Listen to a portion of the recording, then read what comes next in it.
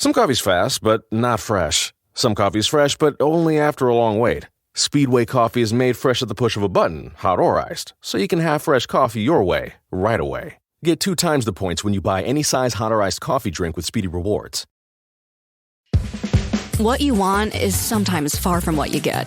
At Harry Ritchie's, we want you to get the heart-stopping, high-fiving diamond gift you want and pay for it the way you want. Our in-house financing lets you make payments that fit your budget and your life. Plus, at Harry Ritchie's, our jewelry is priced at an everyday, real price. That means you get all of the dazzle with none of the haggling. More boom for your buck. Now open at Clackamas Promenade. Harry Ritchie's, truly you.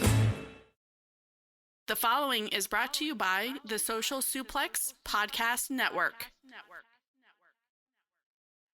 This is Scorpio Sky, and you are listening to the Keepin It Strong Style podcast, and it is the best. Yo, this is Rich Latta from One Nation Radio. This is brought to you by the Social Suplex Podcast Network. We present to you the Ace of Podcasts, Keepin It Strong Style. Let's go. It's the Ace of Podcasts, Keepin It Strong Style. Covering New Japan, they ready to hold it down. Jeremy Donovan and the young boy Josh. Come and hit a job out in Barrio the Frost. From the Tokyo Dome over to the G1. Social Suplex is the network where we can get it done. I'ma chill and let them have it, cause this is just an intro. Keeping the strong style, 6 stars from the get-go, boy. Yeah, from Tampa Bay to the Tokyo Dome, this is Keeping It Strong Style with your hosts, Jeremy Donovan and the young boy Joshua Smith. And thank you for listening. Welcome to Keeping It Strong Style, the Ace of Podcast on the Social Suplex Podcast Network. Jeremy Donovan here with the young boy Josh Smith. On today's show, we'll discuss nights 13 through 17 of the Best Super Junior and World Tag League Tour, answer listener questions, and cover all latest news in the world of New Japan Pro Wrestling. You can support our show by subscribing and following the Social Suplex Podcast Network or Keeping It Strong Style on the podcast app of your choice and leaving a rating and review. You can also get all the podcasts and columns over at socialsuplex.com. Check out our Pro Wrestling Tee store, ProWrestlingTees.com/socialsuplex. That's where you can get your official Keeping It Strong Style t-shirt. If you enjoy this podcast, please consider making a one-time or monthly donation by visiting socialsuplex.com/donate and click the donate button under the Keeping It Strong Style logo. This week's episode is brought to you by the NJPW EXT, the only browser extension for NJPWWorld.com with features like dark mode, improved translations and layouts, custom and share playlists, synchronized viewing parties, and much, much more. It takes NJPW World to the next level. You can visit njpwext.us today for details. Young boy, how you doing, man? It is 9 p.m., and considering the marathons that these shows go, I've got myself some Earl Grey, steeping, drinking that with some honey, trying to make sure this golden voice is taken care of so I can bring everybody the best in New Japan coverage, because we are the best. Yes, we are the ace, but you know what? I'm going to go ahead and just bury myself here on top of the show and just full of transparency. I'm a little behind on some of the shows that happened this past weekend. Oh my God. I was out in Pennsylvania with the girlfriend visiting some of her friends. Saw a couple shows, did not get to see everything, and then came back last night, and then I had an all-day work thing that we were doing at work and dinner, and literally just getting home and settling down right now. Had to throw the rundown together, so I might be a little discombobulated this episode, guys. But this is your number one priority in life, Jeremy. I don't understand. A girlfriend, a job, those are gimmicks, bro. This is real. This is that shoot. You know what I'm saying? Oh man, gallivanting around the Pennsylvania. Did you have some Scrapple? Some Pennsylvania Scrapple? No. What's Scrapple? Disgusting. It's one of the worst things in the history of fooddom, but people in Pennsylvania fucking love it. It's horrible.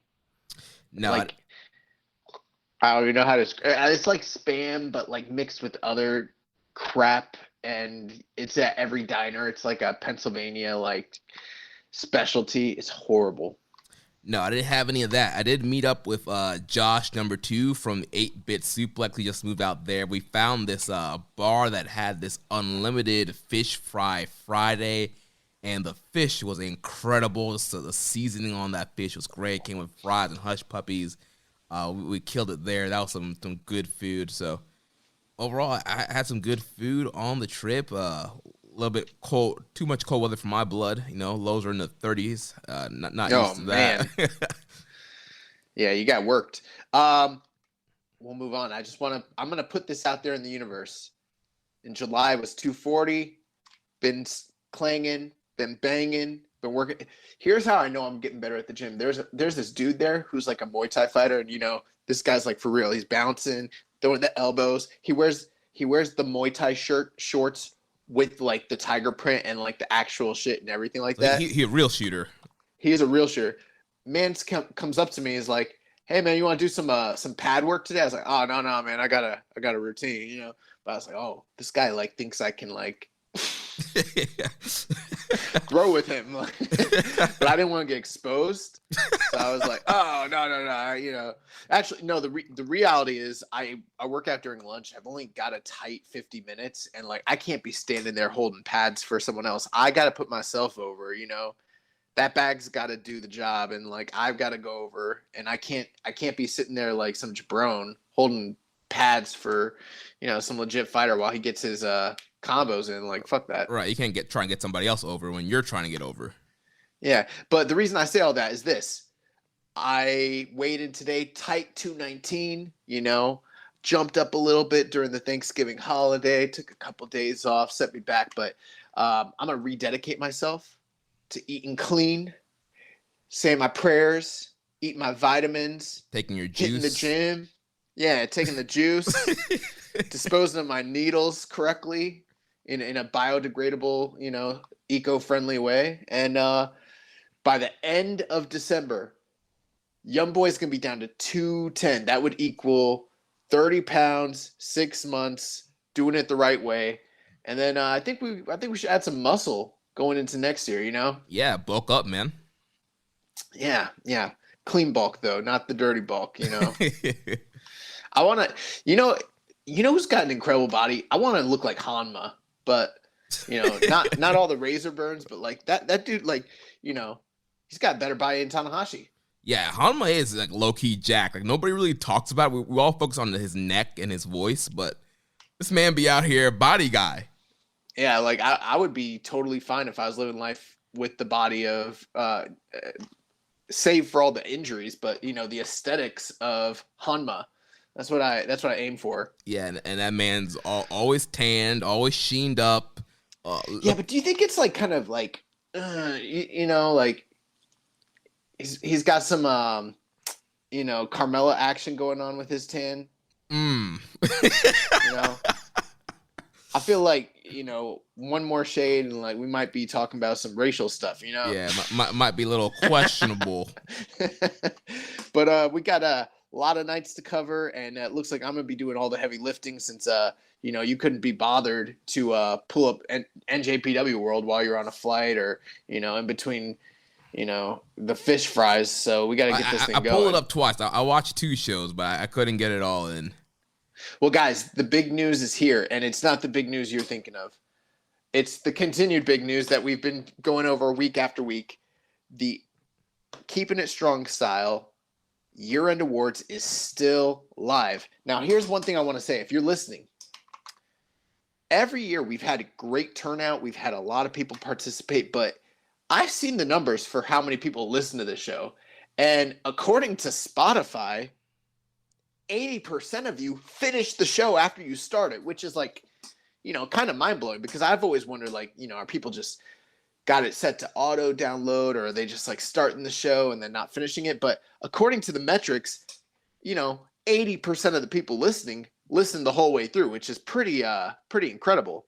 Yeah. But we've never once had a year of voting where the amount of voters even amounted to one episode of listenership, which is insane to me. I don't understand how anybody it is so weird. So guys, if you're listening right now, the link to vote is in the description. No matter what different kind of platform you're using to listen to this show, you have access to vote on the most important and prestigious awards for New Japan, especially here in the Western side of fandom. And then once you've gone ahead and you've cast your vote, share this shit in your Facebook groups and in your group chats and on Reddit and on Twitter.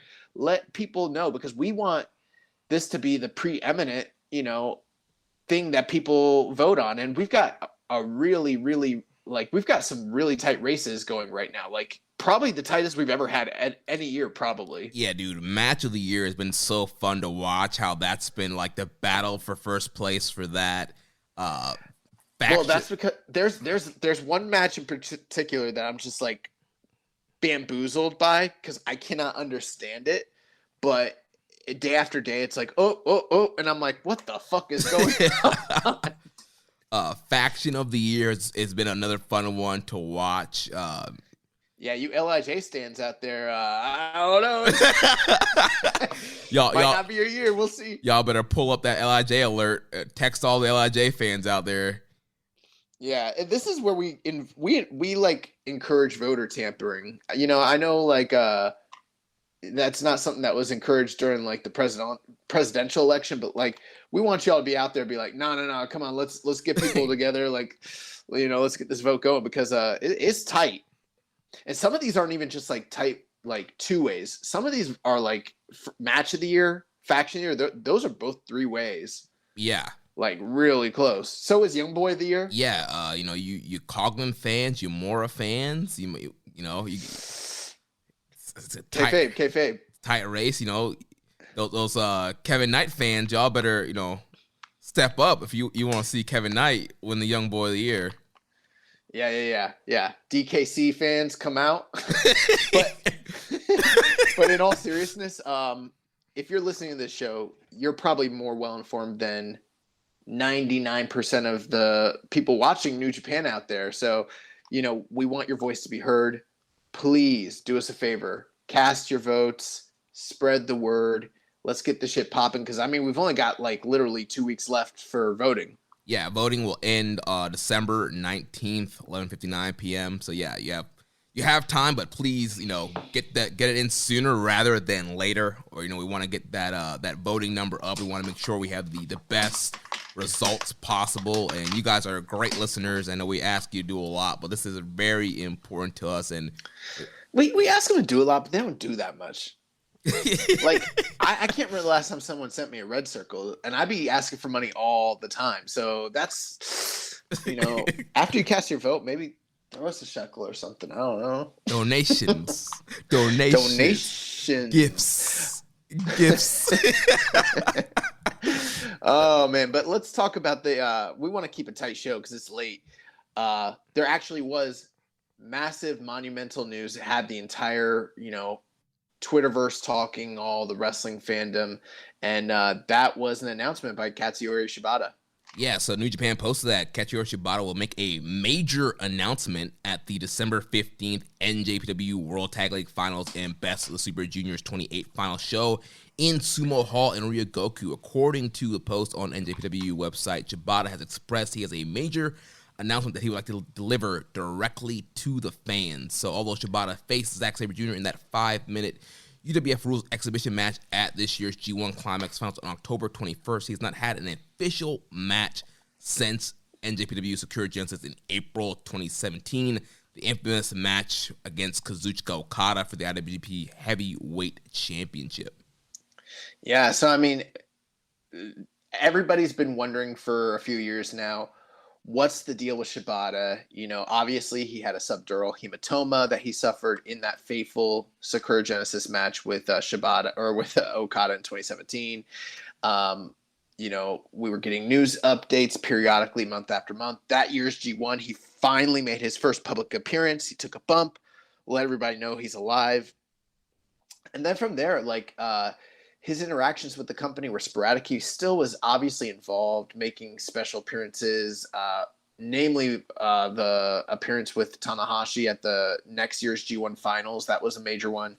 And then his involvement with the LA Dojo over the past few years, training up the next, crop of U.S. Young Lions. But there's been a lot of speculation about whether or not he would return to the ring. We had the Angle at the G1 finals 2 years ago, where him and Kenta got physically involved, and and people were talking about, was he going to work that year's Wrestle Kingdom? It didn't end up panning out, and then suddenly out of nowhere, he works this this 5-minute exhibition match at G1 Climax with Zack Sabre, and now everyone's kind of been buzzing, but we weren't really sure what that meant, and now we have this this announcement on the horizon, and it's kind of like, what could it mean? Could it? I mean, there's a lot of things it could be. I think the thing everyone's hoping it's going to be is a return to the ring for Katsuyori Shibata. Like, he's been fully medically cleared, he's healthy, he's in good shape, and he's going to be able to go. There is obviously the possibility it could be a retirement announcement, or it could be something else that we don't even see coming. Right, maybe it's something to do with the LA dojo.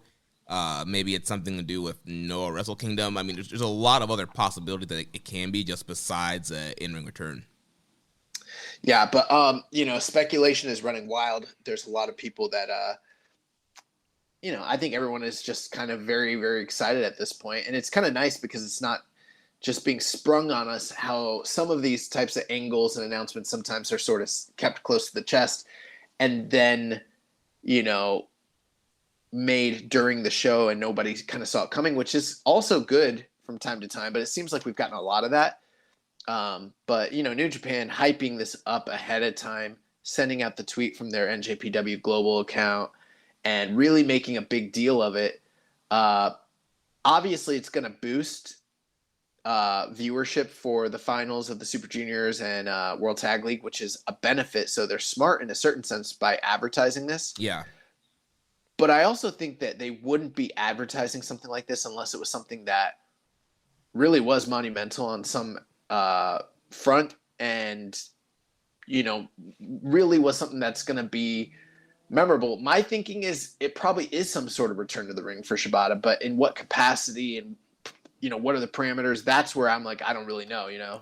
Right, because I feel like if it was going to be any other random announcement, like they could have just made it on Twitter. They could have done like a quick little video or press conference online. Like, I don't think they would have pulled the whole, red carpet and do a whole dog and pony show and make this a big deal. Like, yeah, Shibata's going to make this announcement directly to the fans. So, yeah, I mean, it could be a retirement, and maybe they would want to do something big for that. But I feel like they would kind of maybe just come out with that and just say, hey, Shibata's retiring. We're going to do the special retirement ceremony at the finals. But because it's kind of ambiguous of what it actually is, I feel like it's going to be, hey, I'm finally cleared to Wrestle Kingdom weekend. I'll have a match in the Tokyo Dome, and then I'll be on the Noah show and be off to the races from there. There's also the possibility that this could be the impetus for some sort of angle, Yeah. Whether the announcement is legit or not, as far as, because we don't know what the announcement is one way or the other. But, I mean, it could be a swab, bro.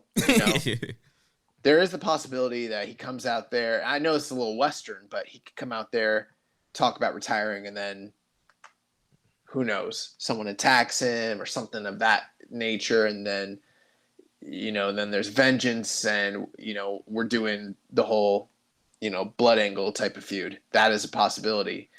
Right. They could pull the old Shawn Michaels 02 angle, him and Triple H, where Shawn's retired, and then Triple H turns on him and hurts him again, and Shawn comes back and has the unsanctioned street fight against him at SummerSlam.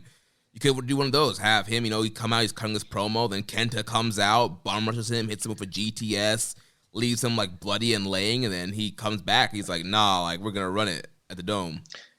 I hope his announcement is akin. Did you ever see Wolf of Wall Street? I've seen like parts of it. I haven't seen the whole thing. Okay, so like towards the tail end of the movie when Leonardo DiCaprio, I forget the guy's name, Jordan Peterson, maybe that's what it was, but Leonardo DiCaprio's character, the feds are coming in on him and he needs to like leave his company, and he's sitting there and like everyone's expecting him to resign from the company that he started, and then he's like, I'm not doing it. I'm not leaving. And they're like, what? He's like, I'm not fucking leaving. Yeah, I've seen that clip. And everyone's like, yeah. Like, I hope that's what it's like. But you brought up Kenta's name. We got some questions here, so I think we'll probably touch on that. But it is hard to deny the connection between Kenta and Shibata over the past 2-3 years. Right. Their connection as a tag team in the past, back in Noah, after Shibata had left New Japan the first time, and they teamed together as Takeover, and they were supposed to be like best friends, twin flames, that sort of thing. And then he was the impetus for bringing Kenta into New Japan to compete in that year's G1. So there was an alliance there. And then when Kenta left Hontai unit to join the Bullet Club, he turned on Shibata. That's where Shibata and him got physical, and that's when we were like, oh, Shibata can still like go and be Shibata. He can do all the shit he used to be able to do. And then since then, there's been a lot of, periodically there's still been allusions to them having some sort of face-off or some sort of match. They did get physical in the build-up to Wrestle Kingdom 2 years ago. And then, it's kind of like a dream match. They've never had a one-on-one match. And so I think the speculation would be, Kenta doesn't have anything on the docket for Wrestle Kingdom. I know we're going to talk about it, but he's got some connections to Noah, and the Noah involvement on day 3 of Wrestle Kingdom is still, very much looming over all this. But, I think a lot of people would expect if he did wrestle, it would be against Kenta. And I think that's kind of what the first question here is sort of asking. Yeah, from Hawaiian Punch BV, so Shibata is set to make a major announcement on 12/15. If he does return, who should he face for his first singles match back? So, I kind of gave the backstory there, but that's, at least in the immediate sense, that's the main person that makes the most sense to me for him to work with. The other one would probably be Zack Sabre Jr., just because they did just work together and they did discuss, kind of like dropping breadcrumbs that they might ultimately end up working together. I think those are probably, to me, the two most likely scenarios right out the gate. They have that 5-minute exhibition draw, so you can have them have a full-on match and get a decisive winner. I think kind of a out of left field random one that could happen. Maybe you do him challenging Ishii for the Never Openweight title. We know Shibata is kind of linked to that Never title and that Never style match, and he's had bangers with Ishii in the past, so that could be a great first thing for him. That is possible. It does that would worry me in a certain sense, not because Ishii isn't safe, but just because of Shibata's history, how those two roll together. Yeah, and how they wrestle against one another. But if the stars were aligned and in a perfect world, would I want to see them wrestle again? Yes, but but honestly, in my opinion, it's probably most likely going to be Kenta if that is what's happening. Yeah, that makes the most sense. It's a major match. It's Wrestle Kingdom. Like, that would be a huge, huge, huge deal. And who knows how that might even tie into whatever is going to happen with Noah. And obviously Kenta is going to be making an appearance for Noah on January 1st as well. So the whole thing, it's all very exciting. Yeah. Next question comes here from Viking Payne. It says, even if Shibata is healthy and is announcing a possible comeback, should he come back? Shibata's injury was horrific, and even though he loves wrestling, I'm terrified of the thought of one wrong kick, slap, or forearm to the head, sending him down the same path again. Okay, I won't harp on this too much, and I know what both sides of this would say. You've got those people who are like, kind of like your safety police, and I don't want to discredit them, but those who would say like he absolutely shouldn't come back under any circumstances for fear of what might happen to him. And then, there are those wrestling fans on the other side who are like, if a doctor clears him, he's a grown adult, let him do what he wants to do, blah, blah, blah, And I get both sides. I really do, actually. I am a little more apprehensive about Katsuyori Shibata returning to wrestling than I am with, say, like Daniel Bryan or some of these other guys who like Edge, people like that. And the reason why is because the horrific nature of what he went through. It was an acute subdural hematoma, which is maybe not as bad as, say, like a chronic one. And there are some positives. They treated it fairly quickly. He's rehabbed. He's not, from what we understand, suffering paralysis any longer. But make no mistake about it, to treat what he went through required serious brain surgery. Now, I don't know exactly which surgery they did. There's 2 different types that are typically used. One involves like drilling a hole in the skull and using tubes to clear the hematoma. The other is a full cranial removal, which, if you want my opinion, I think that might be what they did do, because we've seen him train with that helmet and the headgear and everything like that.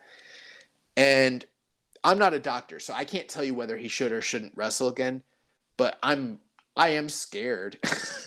I am scared because of what happened. And I don't know. I guess I don't understand the brain and a serious injury like that. The way, like, for instance, with you tear a ligament, or you tear you break a bone or something. We've taken health class. I think most of us have a basic understanding of health and the human anatomy and how those things heal themselves. But I don't really know enough about what the long-term effects could potentially be of wrestling again when it comes to what he went through and neurologically, Yeah. And I think that is a real valid concern. And maybe it's not. Maybe there are doctors who know what's best for him and like wouldn't clear him under, unless it was the absolute best of circumstances, which I hope that is the case if that is what's happening. But, I'm also scared of Shibata's a fucking psycho. Like, you have to be crazy to be an MMA fighter, and you have to be crazy to be a professional wrestler.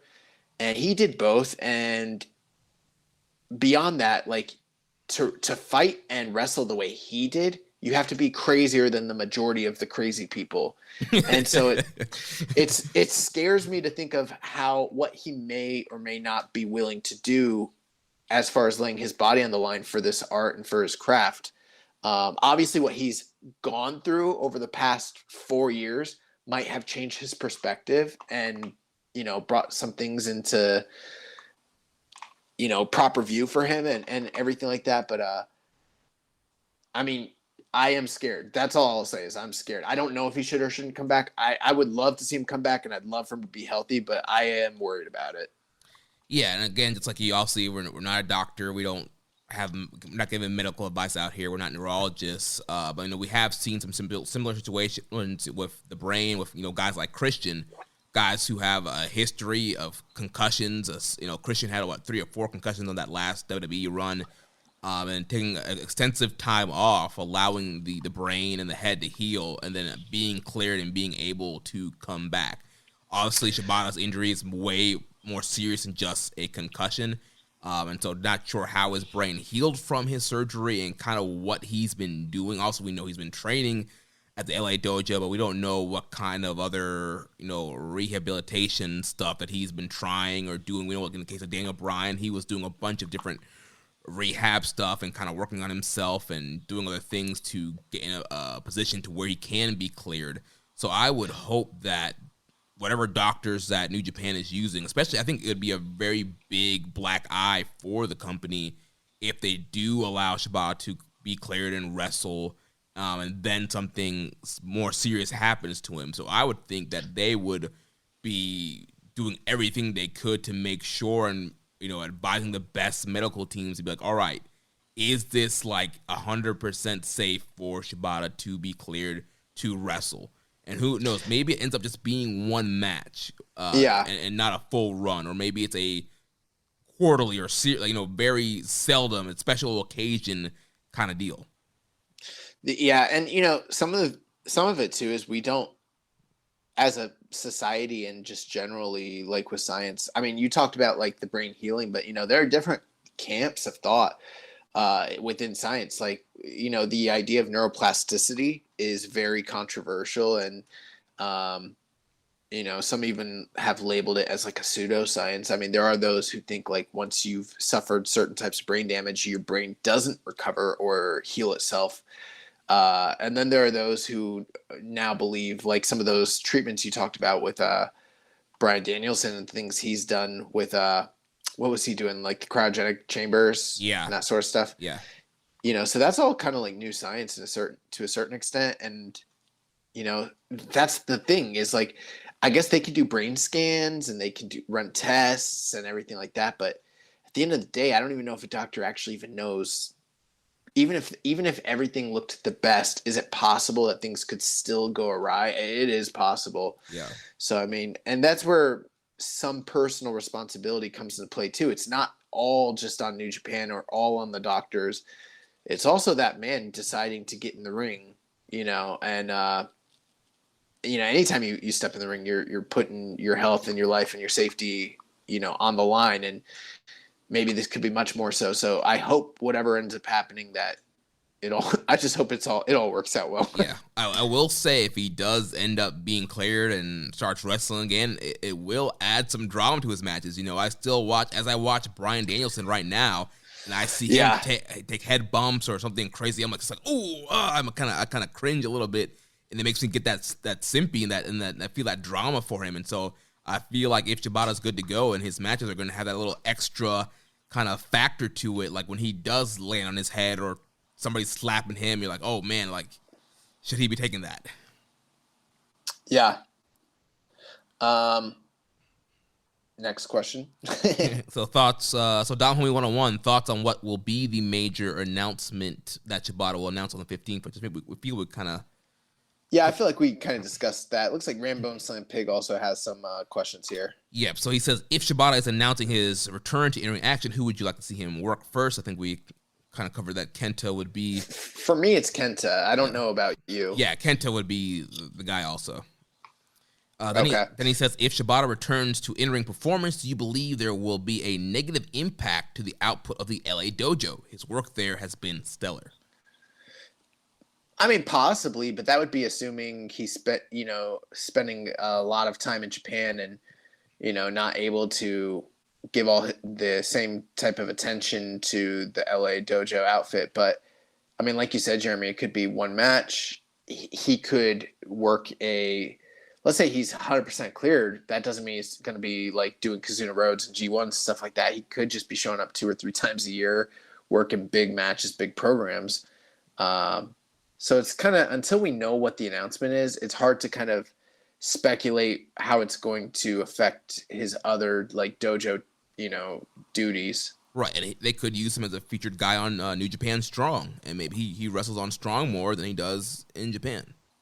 That was another thing too. Yeah, I thought about that. Like, what if he did wrestle someone like Filthy, or what if he did some sort of showcase with like his students? Yeah. And maybe that's not quite what people are hoping this ends up being, but like, what if like he ended up doing some sort of like gauntlet with all the LA dojo boys. Yeah, and also there is the United Empire LA dojo feud that's going on right now. That maybe that. Oh my God! What if it's him and fucking Osprey? Him and Will. Oh my God, bro. Yeah, I would freak out if that was it. Yeah, so if he build that, I mean, who knows? Maybe he does a series of he wrestles TJP or he wrestles Cobb. Nah, I don't need all that. Just give me him and Will. Let's not chance it. Let's get that one big one out. Let's see. Rambo's last question here. He says, if Shibata announces his official retirement, where do you think his career ranks amongst the pantheon of Puro greats? What was his peak as an in-ring performer? What will he be most remembered for? To give you a short, simple answer, I think he would rank as like a top talent in New Japan during, the dark days, and then during the kind of resurgence in terms of business. But as far as like, would he be like a Hall of Fame type of guy? Would he be mentioned in the same kind of bated breath as, Kenta Kobashi or Inoki or Hashimoto or, Muto, guys like that? No, honestly, he wouldn't, because, the amount of time he spent actually wrestling was a lot less than most of those guys. His accomplishments was a lot less than them. He did have a lot of fantastic matches and moments, but at this point, it's not like Shibata would be remembered as one of the all-time greats. And if he was, some of that is, nostalgia. I don't know, kind of like it sort of be like that tragic element to it. As far as like his peak, honestly, in my opinion, his peak was the very, very tail end of his career. Like the last 2 years he was working, he was putting out better. He had better output during the final couple years of his run than he did when he was young, before he, went to Big Mouth Loud and, did MMA and all that sort of stuff. Yeah, like he kind of found himself, put everything together, and it was just on this momentous run. You look at like the Never matches with like Kyle O'Reilly and Bobby Fish, all that Never stuff he was doing, and then the New Japan Dad feud, and then also leading up to the New Japan Cup and the match with Okada as Akira Genesis. That's probably the highest peak that he was hitting his peak right there. Yeah, I mean that's the only time he ever challenged for that title. Or maybe I could be wrong. He might have challenged for it during his first run with the company, but I don't. That's weird. I have a weird memory of him challenging against Vegeta, but maybe I'm making that up in my mind. But either way, him wrestling Okada was the peak of. And also, that's, to many people, the greatest match in the history of New Japan. Many people call it the greatest match in wrestling history. So, considering all the elements and the background and the story and everything crescendoed for him, and then came crashing down in a very poetic and tragic way. So that was his peak. And I also think that's what he would be most remembered for, to a certain extent. Beyond that, though, his intensity and his physicality as a performer. He's one of the most visceral and believable guys that there's ever been in the history of professional wrestling, period. Like, he's magic. Yeah, he's awesome. He's definitely a special talent. And yeah, that headbutt and that's that whole Okada match will probably be the thing that people remember him for more the most, and just the kind of fallout from that. But yeah, if he can end up coming back, it'll be pretty cool. So we'll see what happens with all that. Nice. So let's move on. Before we get to the World Tag League and Super Juniors talk, let's talk about New Japan Strong. Detonation Night 1 was this past Saturday, December the 4th. And it seems like you really love this episode of Strong. Oh, yeah. I thought this show was awesome. There was there's just a lot to really dig about the show. Now, I'm not going to sit here and tell you, did I think this was a show of the year contender or anything like that? No. Do I think there's ever been better episodes of New Japan Strong? Possibly, but I think it's up there. And, we could talk about all these matches briefly, but, the first match, a lot of high flying. There's the background of the story element with Straight Out Army and Adrian Quest plus Leo Rush. They're doing their thing. You got the high flying, blah, blah, blah. It's almost like a junior style match. And then from there, you go into the Alex Coughlin Challenge Series. And gritty, hard-nosed, blood sport style, like real, fucking wrestling. And that was cool. Plus the emotional aspects of what happened post-match. And then Jonah comes in for this squash. And it wasn't just that he was a monster, but they gave Lucas Riley a lot in this underdog. It just felt like a 1-2-3 kid wrestling, I don't know, Yokozuna or something like that on like a 94 episode of Raw. It was awesome. And they did more for Jonah in this one match than I ever remember them ever really doing for him in his entire NXT run. Like, I was like, holy fuck, Jonah Rock is awesome.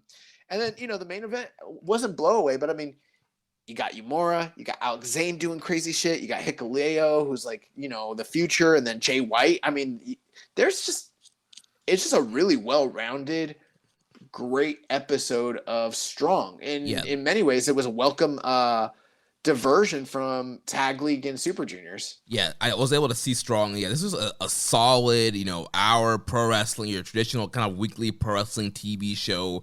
The reset after, big pay-per-view and last set of tapings, and you kind of see different directions where they're going. And like you mentioned, it's just kind of laid out very well. You had the high flyer opener. You have the ongoing challenge series that was very emotional. You had the debut of Jonah and his beginning of his push. You have, Bullet Club showing their dominance and kind of throwing out, Jay kind of throwing out what's next for him. So overall, it's a really fun show. We can talk about the matches and the results here. So the show opened up with Adrian Quest and Lio Rush defeating the Stray Dog Army of Bateman and Mysterio. So 10 minutes, 57 seconds. Two things, both negative remarks. Adrian Quest looked good in this match, but his actual physical appearance was a lot. He's kind of out of shape compared to what we're used to seeing from him, which was a little surprising. But as far as performance in the ring, he still was able to do everything he's always been able to do. So hopefully, obviously it's a cosmetic business. So, no body shaming, but I just wasn't expecting to kind of see him looking, a little more rotund than than he has in the past. But him and Lio Rush, both really impressive here. The other negative was in the early part, the camera work and the lighting of the show. I do think that they're using different, at least for this series of tapings, they had a totally different quality camera for the hard cam that was, suspended above the ring versus the ones at ringside. The ones at ringside were much better. And I noticed at a certain point, they just kind of almost entirely stopped using the lower quality camera. Yeah, which was a good call. Yeah. Which they didn't need it. They don't need that elevated hard cam, but if you are going to have it, it needs to be of the same quality and caliber as the ones that you're using at ringside. But the lighting of the event, again, wasn't the best. And I don't know if it's because of attendance or, technical issues, but I don't know, man, like it needs, if you're running New Japan shows, they need to look like New Japan shows. Yeah, I will say, even though it wasn't the greatest, it was probably one of the best looking strong since they've been traveling. Yes. It wasn't as good as the first couple ones. The one right after Resurgence. Yeah, those were probably the best. And then Philly was all right, but this would be Philly and Texas were rough, and this was better than both of those. Yeah, Texas was horrible. Yeah, Texas was really bad. But fun match. Adrian Quest, Lio Rush, they did their thing. Bateman and Mysterioso, I like them. I like Mysterioso because, big poppy pump. He reminds me of like Scott Steiner mixed with like Rey Mysterio, so it's dope. Yeah, it's like total like, create a wrestler. Like, yeah, I want to mix two of my favorites together and make a wrestler. So that was cool. The next match, Coughlin and Josh Barnett, was totally in my wheelhouse. 11 minutes, 47 seconds. This is my favorite of Alex Coughlin's Challenge Series matches. And Josh Barnett, first time back in a New Japan ring in 17 years. It's a guy who headlined the Tokyo Dome in his first professional match ever. And it just was awesome. It really, really was awesome. And I'm like, bro, I know I've been kind of coming around on Coughlin lately, but like at this point, I got him higher than Fredericks and Clark Connors. Like, Alex Coughlin's my guy, and like I didn't feel that way when they first showed up in Japan a couple years ago. Yeah, and I would say with his challenge series, unlike Connors and Fredericks, I feel like we're seeing just how well-rounded Alex Coughlin's and he's wrestled different types of opponents, and we've seen him kind of acclimate and wrestle different styles. And here, this was kind of almost like the culmination to this series here, facing off against Josh Barnett, who Coughlin's also been training with, along with his training in the LA dojo. He's done a lot of training with Josh Barnett, and we've seen Coughlin on the Bloodsport shows. And so wrestling another one of his teachers here, and also you mentioned this was more of the Bloodsport type of matchup, a lot of kind of catch-can, a lot of grappling, a lot of fighting for submissions, a lot of intense striking and grappling. Like, this was a solid, really great work shoot pro wrestling match here. Yeah, I like this better, in my opinion, than, for instance, give me this type of technical style wrestling that's a little bit grittier, a little bit more hard-nosed, and a little bit more realistic than, say, and while I love these guys, I like this better than the type of wrestling that, like, Zack Sabre Jr. or Jonathan Gresham does. Like, that stuff's a little more flashy, and some people probably find it a little more entertaining, but I like this stuff, like where it's like they're doing little things and you're like, oh my God, these guys are incredible. And we make jokes. We got our friends here locally. We go to shows. We talk about guys working rest holds, and we don't want them working rest holds. These guys were not resting in these holds. They were working every minute of the match, and the crowd really appreciated it. And it was the furthest thing from boring, even though a lot of people don't like the grapple fuck style of match. Like this wasn't your oh man, who's the guy from 205 Live that. This wasn't like your Drew Gulak. Yeah, it wasn't like a Drew Gulak, like Johnny Gargano epic. This was like, holy fuck, this looks pretty real. These guys are really getting it, and I liked that a lot. And the crowd, I would say that they were quiet, but I feel like they were intently watching what was happening. And then when they built to like the crescendo of the match, where they started doing more striking, the crowd was so into it, had the crowd in the palm of their hands, and they were really excited for the finish. There was a lariat that Alex Coughlin hit Josh Barnett with, where I was like, holy fuck. Like he hit him so hard. But yeah, at the end of the match, Barnett hit him with a gigantic high angle German, and then he caught him in the beautiful cradle suplex.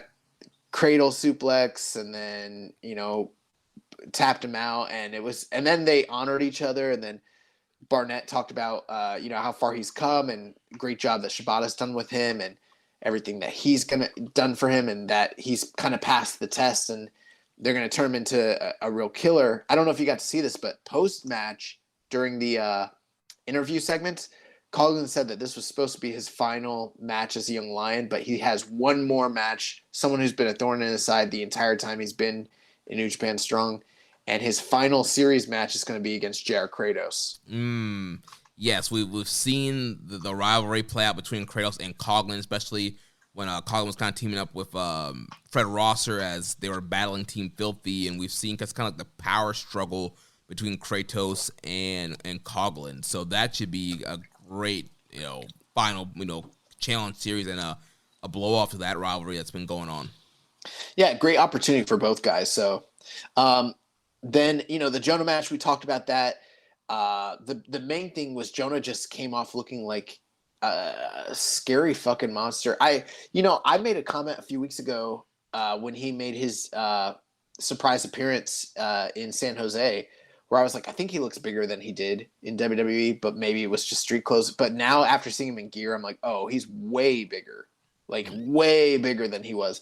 But it didn't affect his work in any way. In fact, it might have even enhanced it, because there are big guys in New Japan, but there's nobody like Jonah in New Japan. I mean, like, we're talking super heavyweights that can fly. Like, he's scary, bro. And as much this kid, what's his name here? Lucas Riley. Lucas Riley, very, impressive. He comes out of Santino Brothers School. They have great content online. If you're training for wrestling, I highly recommend it. They've trained a lot of really good wrestlers. But, he never stood a chance, obviously, but it was great for him to kind of get this exposure. But towards the tail end, Jonah was just brutalizing him, and Jonah kept going for the pin and then pulling the kid's head up, and started getting massive heat from the crowd, which I was like, oh, this is incredible. And then he did the giant splash off the top, and I mean, the kid's definitely he's probably like 180, maybe less. Yeah, and, somewhere in that range. Jonah rocks easily over 300 pounds. Yeah, I just thought they did so well. You see a lot of guys talking about, how do you push a big guy? How do you push a monster? Like, this was like how you push a monster 101. Like, big guy comes up there against, like, the plucky, underdog babyface. The babyface kind of gets some shine a little bit, try to do some moves, but anytime he got any kind of momentum, Jonah would cut him off and just showed his power and his strength and didn't let Lucas get too much on him. It was just great. And he's just like, this is how he just manhandled and tossed him around. He just used his power to cut him off at every turn. But one thing I liked about it was, like, we've seen throughout the years in wrestling, we've seen lots of monster runs like this, but where I think it differed from, say, like your Brodus Clays or your Rybacks or Goldbergs, those guys typically would eat the guys up for the most part, and then when it came time for the person to get their little bit of shine, they pretty much shrugged it off. Jonah Rock was showing here. I should stop calling him that. Jonah was showing in those moments that he kind of got you to believe a little bit in this kid. Like, he's not going to do it, but, you know, Jonah's like pretty good seller. And I'm like, oh, okay. Like, and not only that, you kind of wanted Lucas to kind of get the upset just the way that Jonah was bullying him.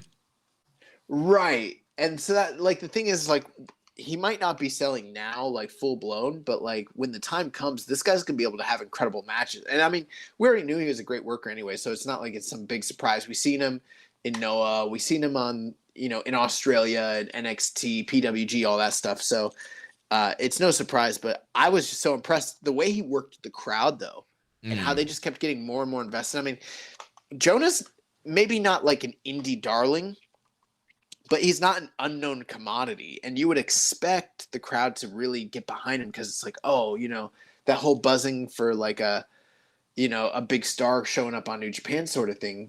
That didn't happen here. Jonah kept it so grimy that the crowd like really was feeding into like, holy shit, he's beating the fuck out of this Lucas Riley kid. And then when he like did the big splash, I've seen him do that splash plenty of times, but this time I don't know, it was just different. I was like, holy fuck. I know, like, Kevin Kelly was like, God damn.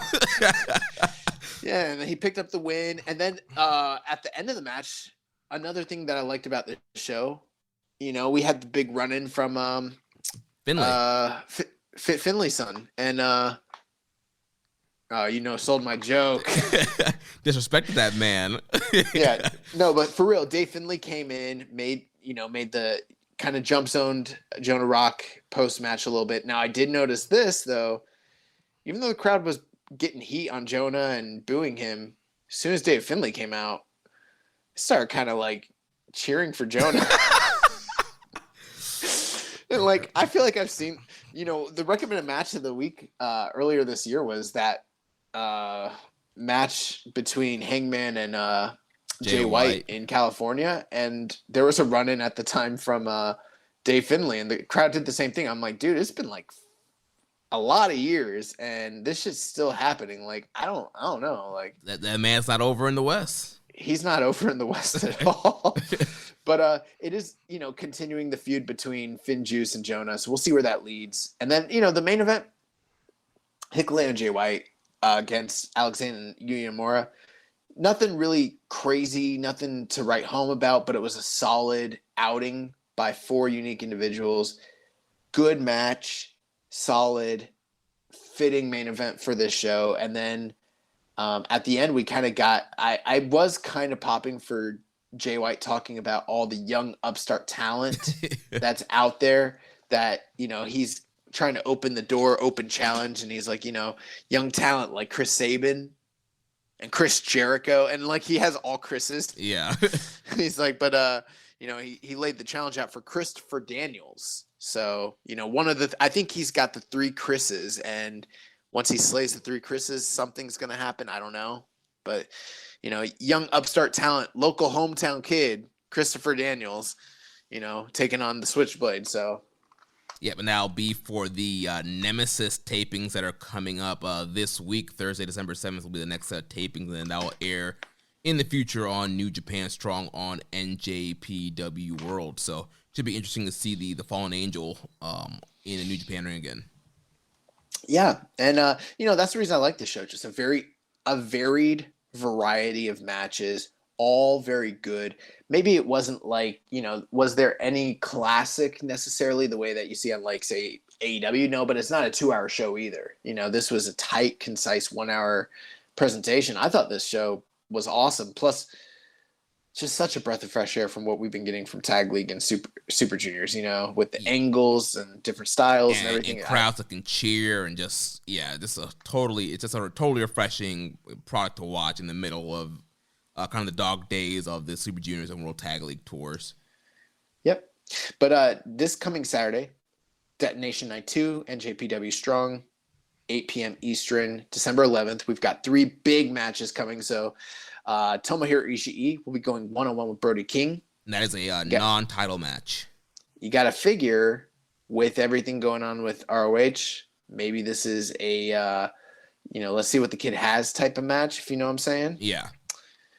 We also have Will Ospreay, Jeff Cobb, and TJP, members of the United Empire, teaming up to take on the LA Dojo, Carl Fredericks, Clark Connors, and Ren Narita. And then in the main event, Jonathan Gresham will be taking on Gabriel Kidd, which, probably will be an outstanding match. Yeah, it should be a really good technical matchup. And yeah, it should be a fun match. And we saw that build from the Philly tapings for Gabriel Kidd making his comeback. I think Saturday night's final battle too. Yeah, last ROH pay-per-view. And probably ever. Who knows? Who knows? Yeah. We've got World Tag League and Super Juniors discussion. We can go ahead and start with World Tag League. And to be honest, guys, we're going to breeze through a lot of this. Jeremy didn't watch it all. I watched it, but, I don't feel like I have a lot of things to say that I didn't say the week before. It's, at this point, kind of a wash, rinse, and repeat. I would say that Tag League is very much by the numbers, whereas Super Juniors kind of has kept you on your toes, exciting upsets, major storylines kind of being interwoven through all that. But like Tag League is just a house show loop tour, it's exactly what you would expect essentially.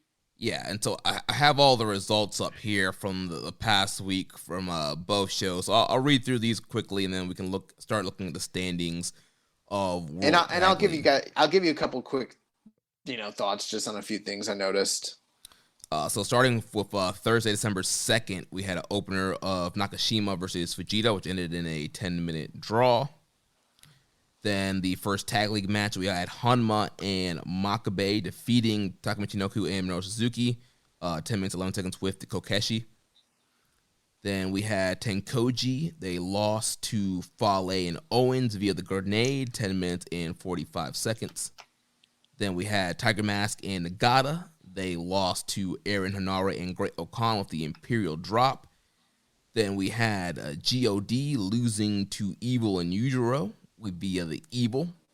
Then Yano and Tanahashi, they were defeated by Yoshihashi and Goto via the Shoto.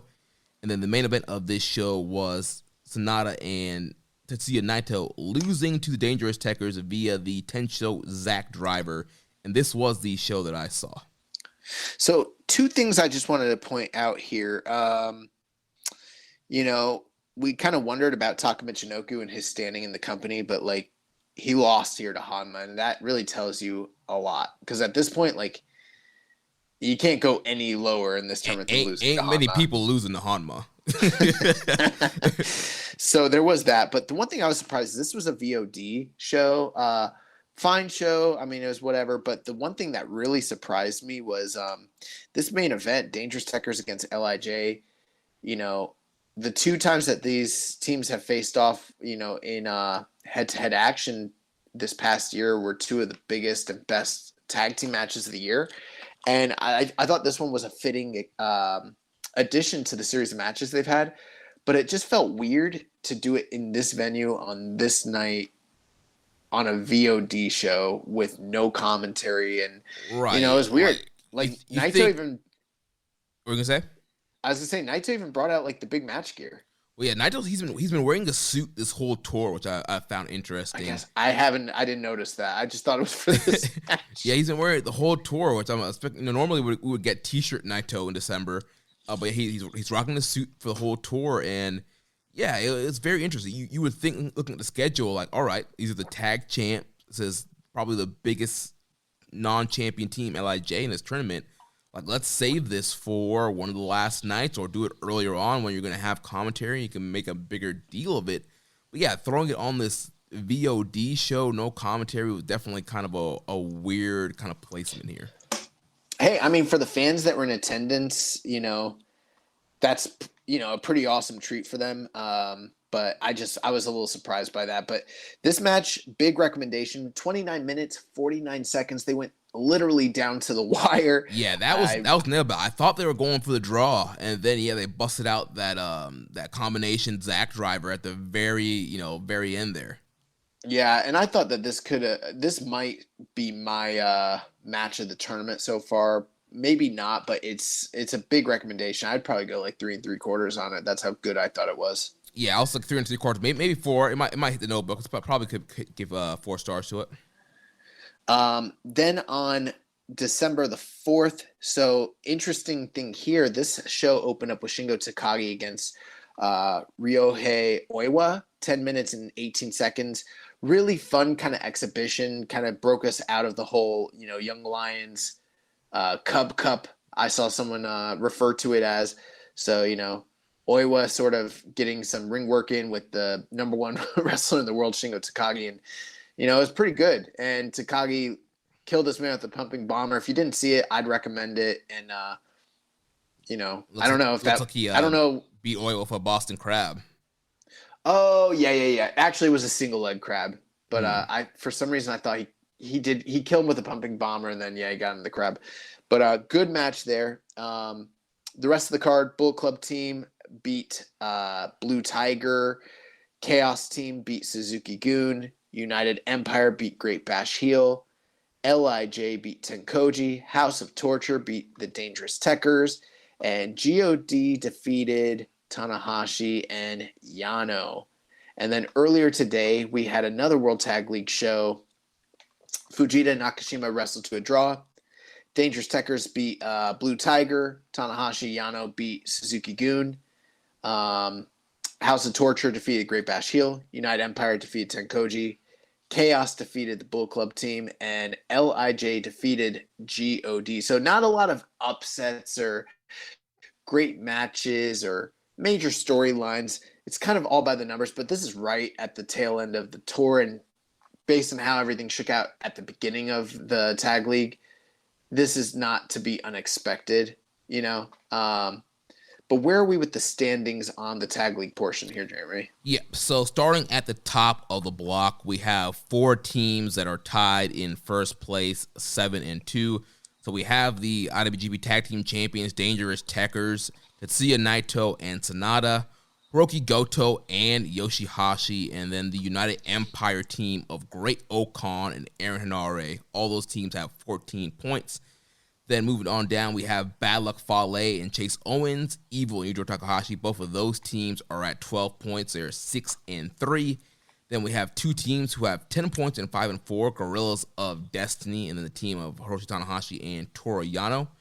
Then Tenkoji, they have 4 points. They're 2-7. Blue Tiger, the team of Yuji Nagata and Tiger Mask, they're 2 points, 1-8. Then Great Bash Heel, Tomioka Hanuma and Togo Makabe, they have 2 points. They are 1-8. And then the Suzuki-gun team of Minoru Suzuki and Taka Michinoku, they have 0 points. Big Goose Egg, 0-9. Okay. And you said Gorillas of Destiny have 10 points? Okay, yeah. I'm thinking at this point, and I could be wrong here, but I think all the teams, because we only have 2 more tag league shows, right? Yep. The 9th and the 12th.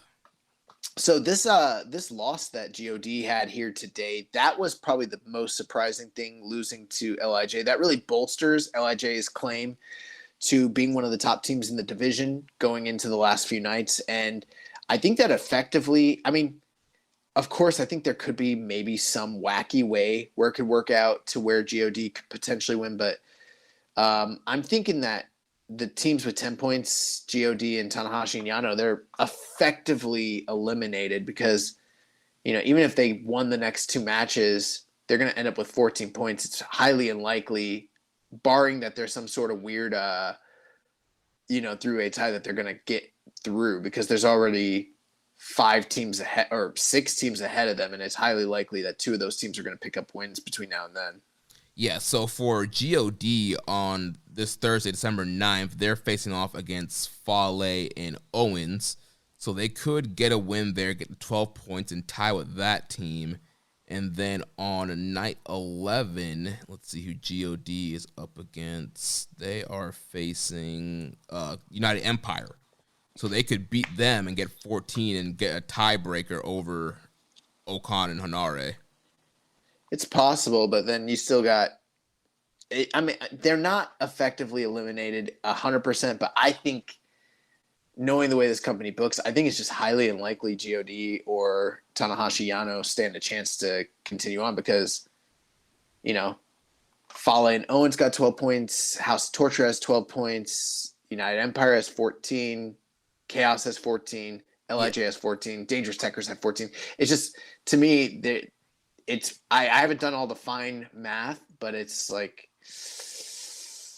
they'd have to win both of their next matches to even be viable. And I think just given the mathematics of the other teams that are still remaining, it's highly unlikely that 14 points could be enough to get it done, in my opinion. Yeah, now I'm looking at some of the other top teams. So, yeah, Dangerous Techers on Thursday, they're facing off against Hanma and Makabe.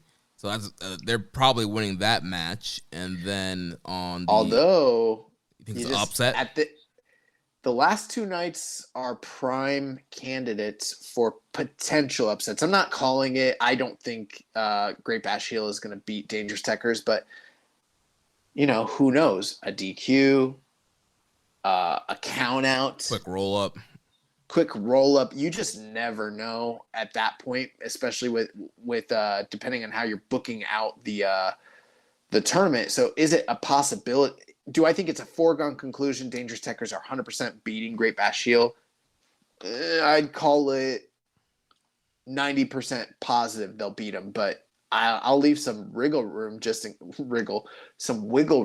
case. Yeah, then also on that night 10 show on Thursday, you have House of Torture. They're taking on Suzuki and Taka. Yeah, and so, and House of Torture, man, they've really stunk up this tournament. But, I guess we could look at the last night. I mean, the big matches, we got Naito and Sonata taking on the House of Torture. So that... is definitely a match to keep your eyes on, just considering the history between all them and plus the point totals that they have.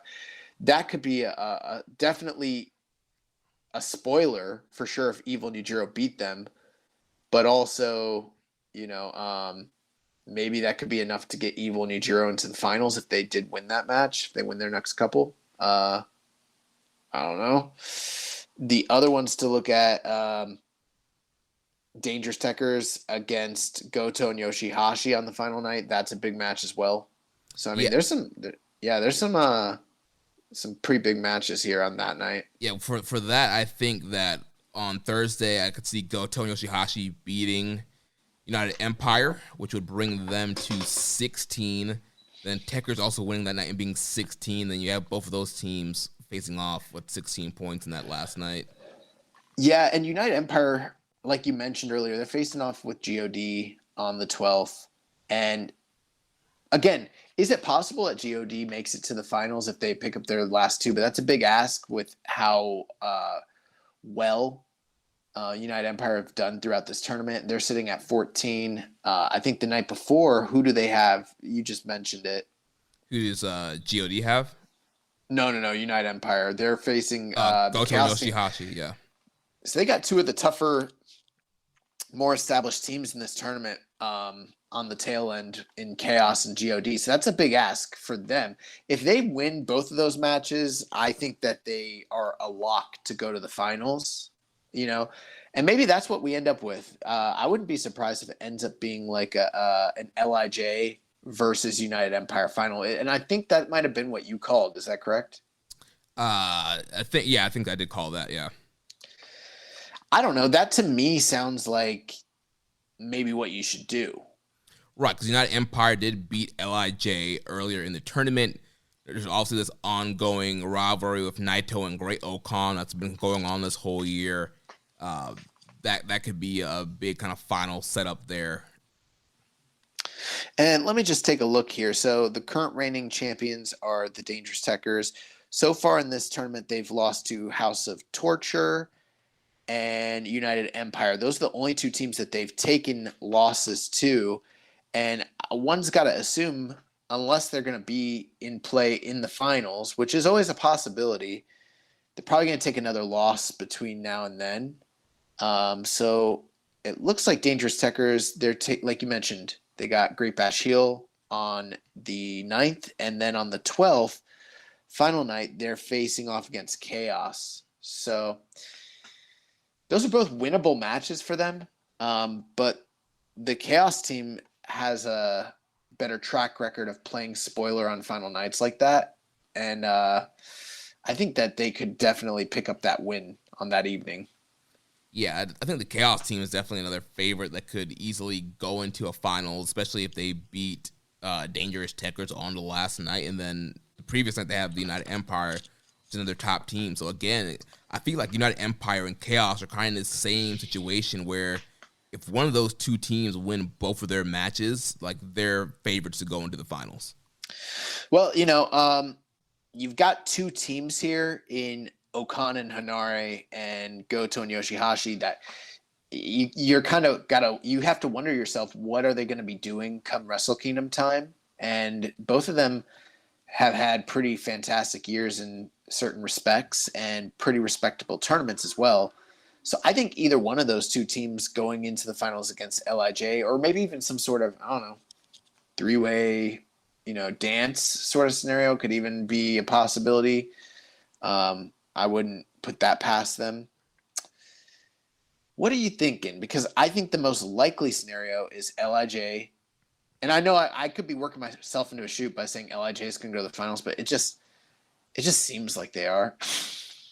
Yeah, I feel like also we know that last night I think the order will be determined by points. I think that Naito and Sonata against Evil and Yujiro will probably end up being the main event for that show, and then the winner, it's going to be kind of the winner of that will go to the finals. And maybe I think it's either going to be Sonata and Naito against United Empire, or it's going to be Sonata and Naito versus Goto and Yoshihashi. And my prediction is this. We'll know going into that final night which of these two teams it's going to be, because Chaos and United Empire are facing off on the 9th. So that's the big match of the night in a certain respect on December 9th. So at that point, I think whichever team wins, they're going to end up facing LIJ in the finals on the 15th. So, and I'm going to say it's going to be United Empire. I think it needs to be like another heel team against the baby faces and LIJ. So that's just what my gut's telling me. I think that's the most likely scenario here.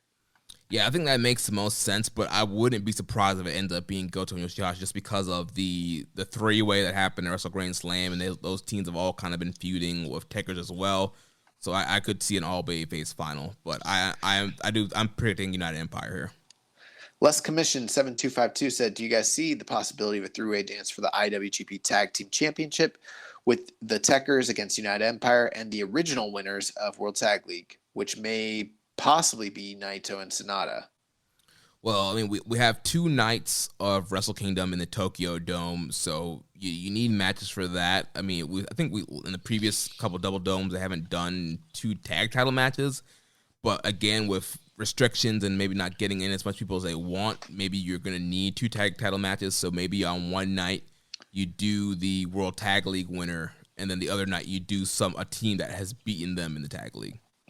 Yeah, I guess it really depends on how World Tag League shakes out. I wouldn't be surprised if on the 15th it's a 3-way tie and they need to do some sort of a 3-way match to determine the winner. That is a possibility. I know it breaks with tradition, but haven't we seen that recently in a single block? Was it? We saw it, I believe, in the Junior Tag League one year. Yeah. Yeah, so that's kind of why I'm thinking that's still, that's on the table. The other thing too is I'm not saying they should do this, but they could do a gauntlet at Wrestle Kingdom, and some of these teams might all be in play for that, which isn't necessarily something I'd advocate for, but it's possible that that's what ends up happening on either the 4th or the 5th. Right, you want to get everybody on the card. You need to fill out the card. You could, do a gauntlet. Normally they would do that. And they're a 6-man gauntlet. So, they might do the tag team gauntlet, have all the teams that didn't win get kind of a second chance kind of thing. And then you can do the gauntlet on night 1, and the winner of that gauntlet will face the winner of the tag title match winner on night 2. Is your career taking you where you want to go? With Saya LTL Freight's best-in-class benefits, signing bonuses, and competitive pay, it's easy to see why we have the longest tenure in the industry. So whether it's cross-country travel, being home nights and weekends, or working from the terminal, we've got a career for you. Drive your future forward. Visit workatsaya.com. That's workatsaia.com. Annie had an earache on a Saturday of all days. So her mom brought her to Minute Clinic at CVS, where you can see a provider, fill a prescription, and grab essentials like pain relief products, all in one visit. Even on evenings and weekends. You can even see us online with telehealth options. For quality, affordable care on your schedule, visit Minute Clinic at CVS. That's healthier made easier. Services vary by location. See minuteclinic.com for details. Nice. But that is going to do it for Tag League. Let's move on to Super Juniors. Jeremy, you got the results of the last couple nights? Yeah, so on Friday, December 3rd, show opened up with Oiwa and Vegeta having a draw. Then we had Master Wato defeating Yoshinobu Kanemaru with the RPP. Robbie Eagles defeating Doki with the Ron Miller Special. Bushi defeating Taiji Ishimori with the MX. El Phantasmo getting the win over Sho via tap out. Then we had Hiromu Takahashi defeating Taguchi via roll up.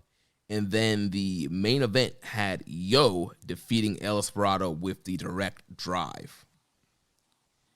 Then moving on to, let's see, the next date here, December 5th.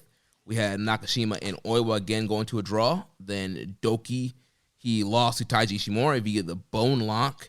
Yo defeats Yoshinobu Kanemaru with the 5-star clutch. El Phantasmo defeats Ryusuke Taguchi with a wrist lock. Then we had Robbie Eagles defeating Sho with the Ron Miller Special. Hiromu Takahashi defeating Master Wato with the Time Bomb 2. And then the main event, Desperado, he defeats Bushi with the Pinche Loco. Yeah. So, and you didn't see either of these nights, correct? I did not, no.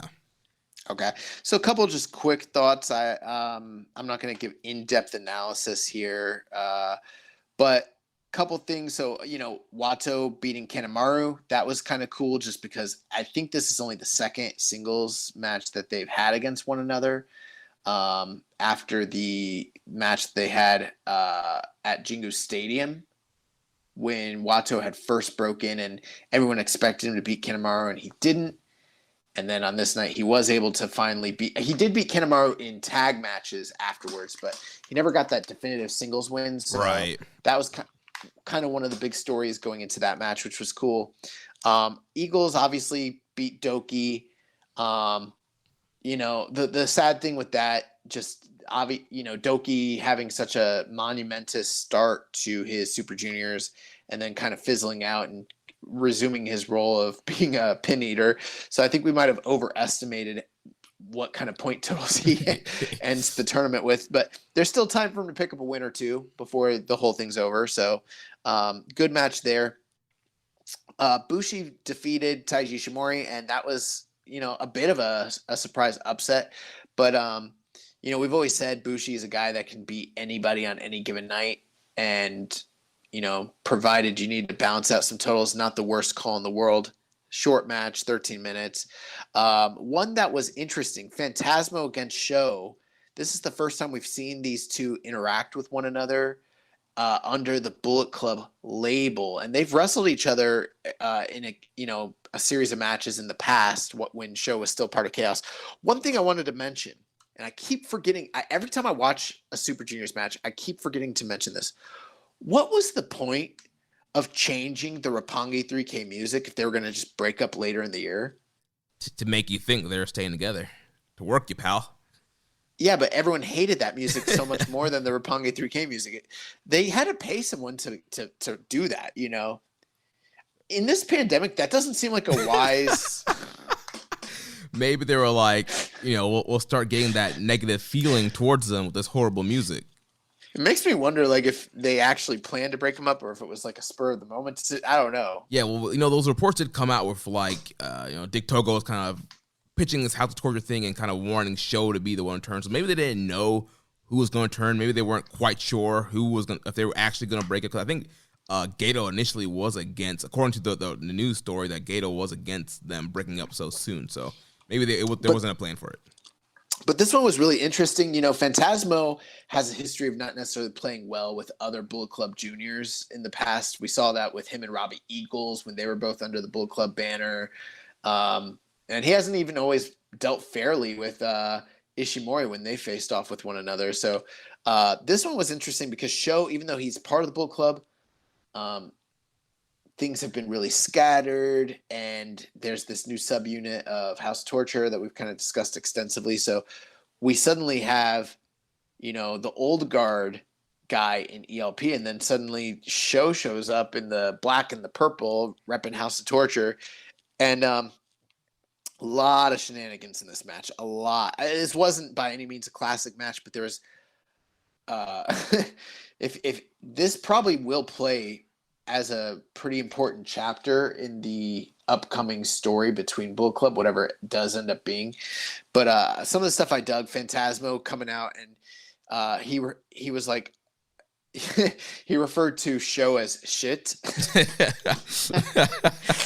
And then he pointed at him and called him fake Bullet Club. And he's like, fake Bullet Club. And like the crowd started like clapping like in unison to fake Bullet Club. And Sho was incensed and started, speaking Japanese, and I couldn't understand what he said. But then they went to the timekeeper, because obviously, not Jay White, ELP didn't understand it either. So they had to have a translator translate what Sho was saying to ELP, and he told him that he wanted him to do the finger poke of doom spot and lay down for Sho. So needless to say, these guys were not on the same page from the get-go. And there's kind of been a running story throughout the tournament where Sho has been cheating night after night. But the one thing, I don't know if we've picked up on it yet in this podcast, but he hasn't been able to do that effectively against the more seasoned veteran rule breakers. We saw him lose to Kanemaru, and we saw him have trouble with some of the other more seasoned juniors who are bad guys. Well, in this match, he took the pinfall. There was a series of escalating shenanigans, ref bumps, blah, blah, blah, blah, blah. And he tried to use the crowbar. Some stuff happened. There was low blows. And he got hit with sudden impact in the stomach. He got hit with the low super kick. He went to block it, and he got hit in the stomach. And he got hit in the stomach so hard that he tapped out on his knees after because he couldn't breathe anymore. So pretty interesting finish to the ELP Sho stuff. I would say if you're looking for a great match, this wasn't it. But if you want to see something that was kind of interesting from a storytelling perspective and kind of funny, 11 minutes, it's not a bad match to check out by any means. The semi-main event here, Hiromu and Taguchi, 8 minutes, 56 seconds. It was fine. It's kind of what it is, Hiromu and Taguchi playing the hits. But the main event here, Yo and Desperado, obviously, Despy coming in as the junior champion. Yo, every match is life or death. He's basically on that Ric Flair, if I lose, I got to retire, career threatening.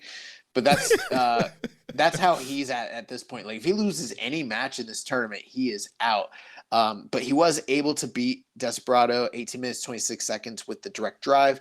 I've heard varying reports. I kind of tend to agree with the majority of individuals that I've seen who thought that the match was good, but nothing special. But I think some people are really starting to invest into the Yo storyline. And the nice thing was at the very end, he was able to kind of bust out the it's called the overdrive, right? Direct drive. The direct drive. He bust out the direct drive kind of out of nowhere. So it was sort of like a flash, but he hit him, got him put away. And it's kind of created this sense where if he lands that on you, he can put anybody away, including the junior champion. So we've talked about this in the past, that Yo was the wacky roll-up guy. And now suddenly he's got a finisher that is actually threatening and has kind of turned his super juniors around. But at the same time, it's not like he's putting out these classics the way that Sho has done in the past during these tournaments, if you get what I mean. Right. He's still kind of that kind of underdog, plucky underdog that's kind of fighting for survival, and he's kind of fighting out of desperation, but his matches are not quite hitting that. He's not Sho going in there having these back and forth bangers with Hiromu and Taiji Depends Shimori. on who you ask too, though. Yeah. I mean, I think I saw Grapple has this rated at like 3.75. I think Ian Hamilton rated it like 4 stars. So there are some people in the know that had it pretty high. I was much lower, maybe like 3.5. You know, for a main event against the champion, it did knock my socks off, and I think most of the cage match viewers and raters kind of felt the same way. But an important match nonetheless. Yo is still alive, and I think my prediction that Yo is going to be in play going into the final night of Super Junior is coming to fruition. This last show on 12/5, maybe the best night of the tournament. Just every match was very, very different.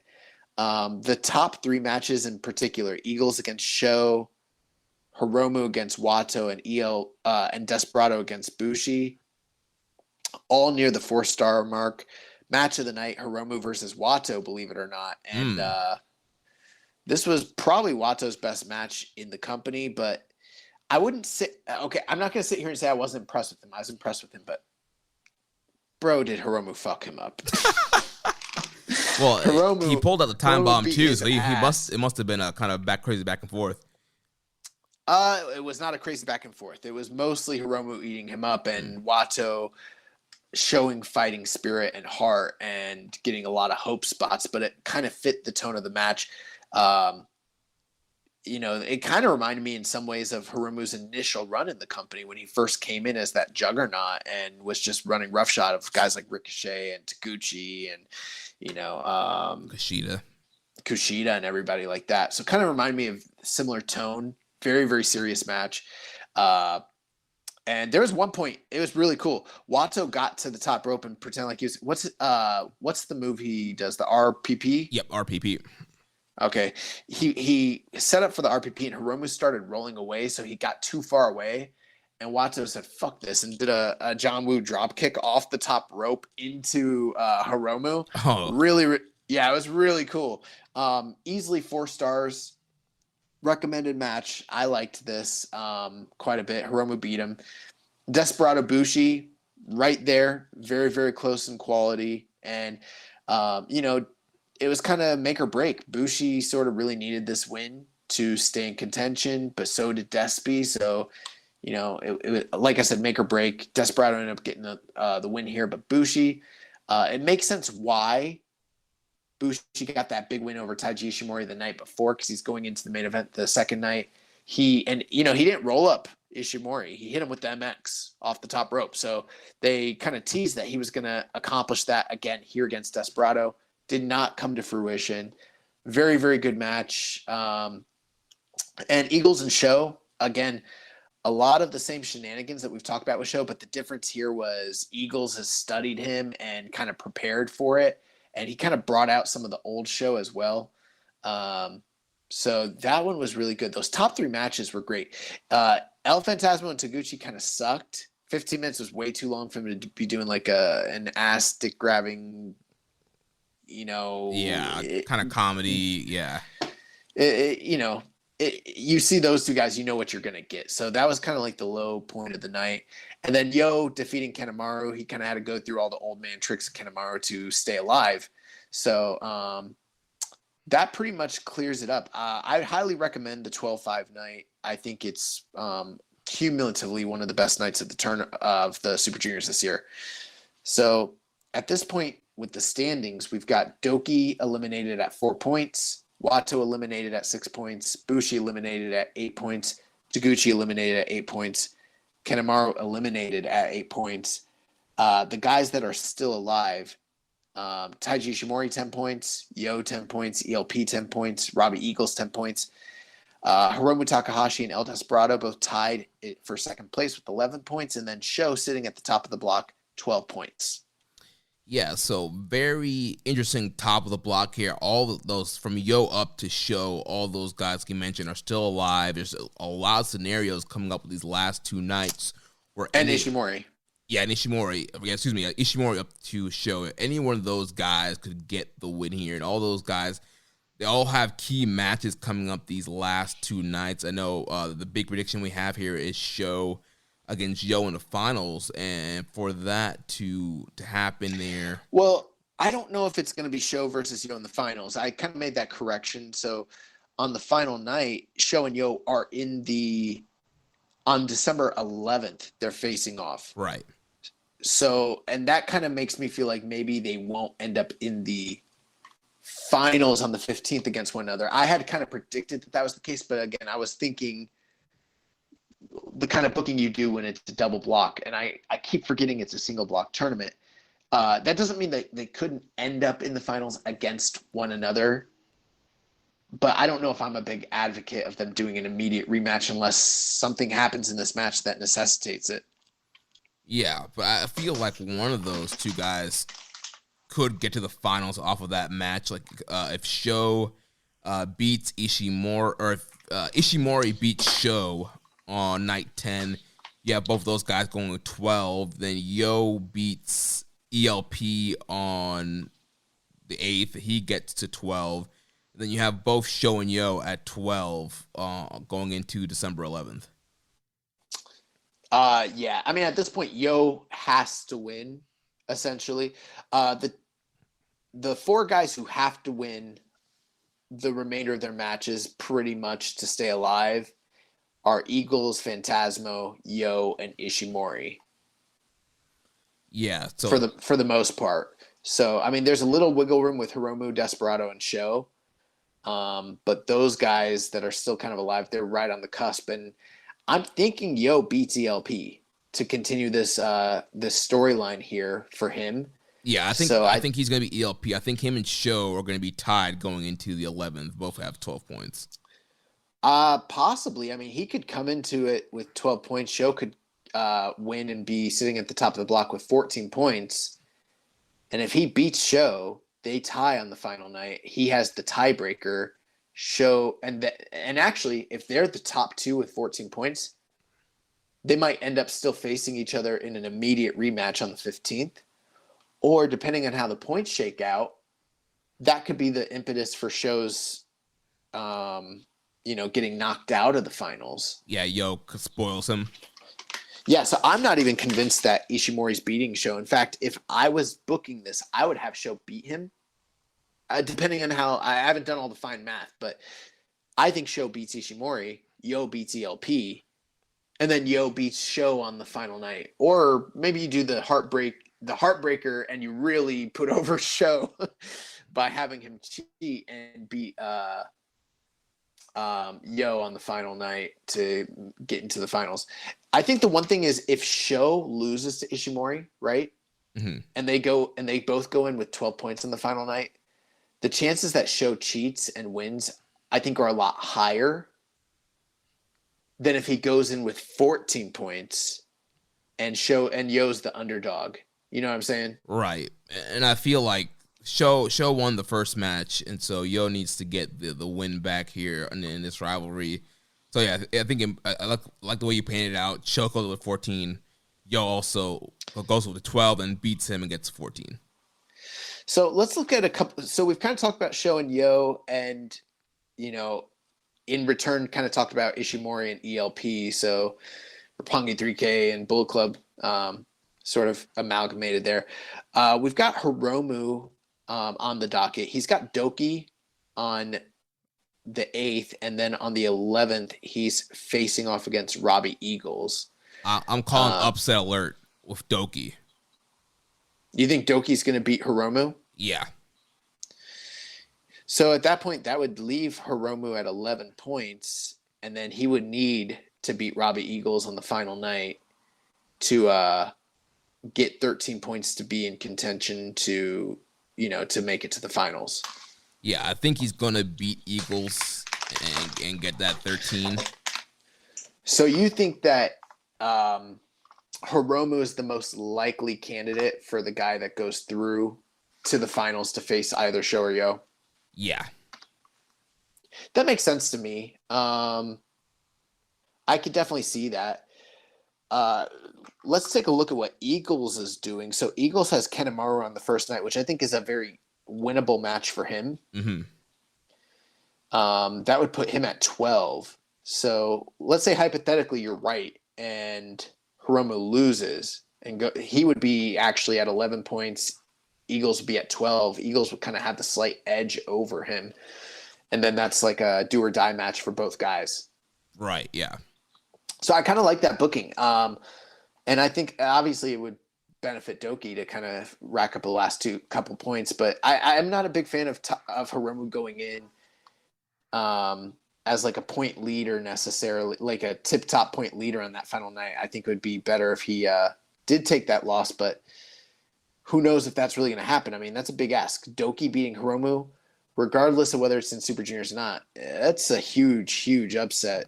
Even if, it's a huge upset. Yeah, it is, but I feel like they've been giving Doki more. Hiromu's already beaten him 2 or 3 times straight in their history, so I think it would be cool for Doki to kind of get this one up on him.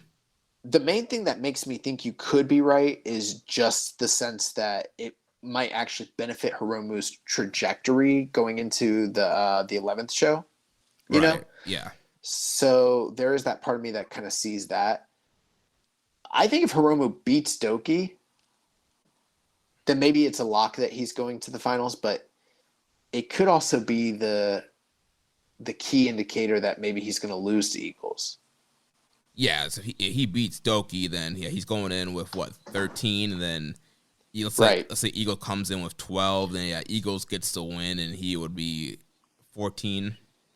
Right. So, and we've already seen Eagles pick up a big win over Hiromu this past year, so I think Hiromu kind of needs to get that win back at this point on the big stage. And so I agree with you. I think Doki beats Hiromu, and then Hiromu beats Eagles on the final night to potentially go through to the finals. Other interesting thing here, so our other second place leader, the IWGP Junior Champion, Desperado, he's got Taguchi on the night 10, and then on night 11, he has ELP. And both of those guys could potentially be spoilers, but I'm leaning more towards ELP since I think he's already I think he's going to be knocked out going into the final night. I agree. Yeah, I could see Des Beasley, beating Taguchi on the 8th, and then ELP pulling some shenanigans with the sudden death, the loaded boot to get one up over on Despy. Yeah, the other thing with that too is just ELP is a guy that in the past I would have said was probably a lock to win one of these, last couple Super Juniors. Hasn't worked out that way, but he's still like one of the rising stars in the division, and he cut that big promo talking about Wrestle Kingdom and the things that were on the horizon for him, and we still haven't had a resolution to the sudden impact storyline with the loaded boot. So it would make all the sense in the world to me for him to come in as the spoiler on the final night, beat the champion, and now he's automatically put himself in line, Super Juniors or no Super Juniors, to be a future challenger for the IWGP Junior Championship. So I think that's what's happening. I think Yo's going to be ELP on the second to last night, and then ELP is going to turn around and beat Desperado on the final night to knock him out and also set up a future title shot for himself. Yeah, absolutely agree. In the meantime, most of these other jabrones are kind of knocked out. The one guy who isn't is Ishimori, and he's got Taguchi on the final night, but what else does he have going on? So he has show on Wednesday. Yeah, and I think he loses to show and he gets knocked out going into the final night. Yeah, if you want show coming in strong and Yo pulling that upset, you could do that.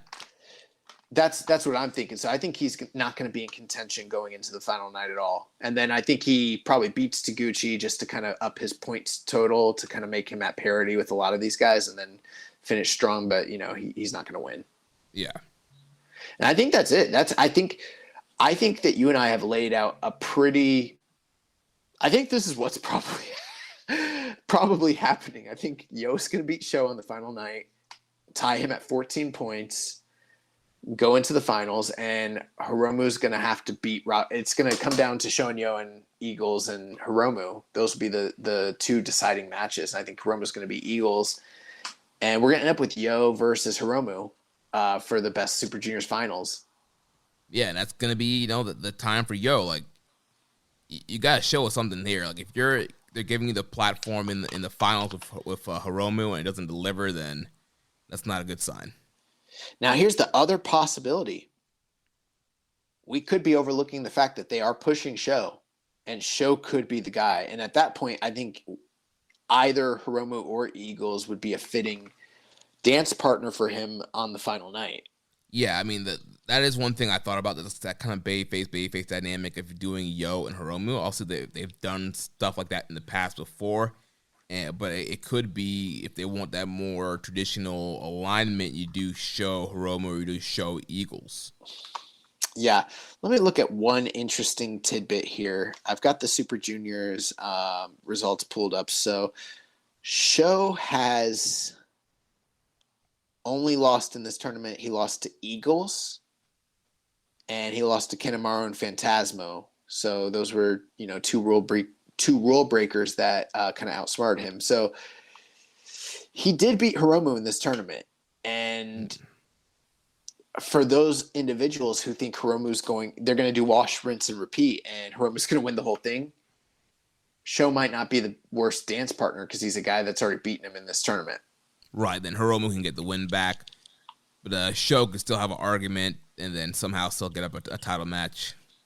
Something like that. I think that's the laziest and most boring route to go. But then you have to ask yourself, well, what are we doing for Wrestle Kingdom?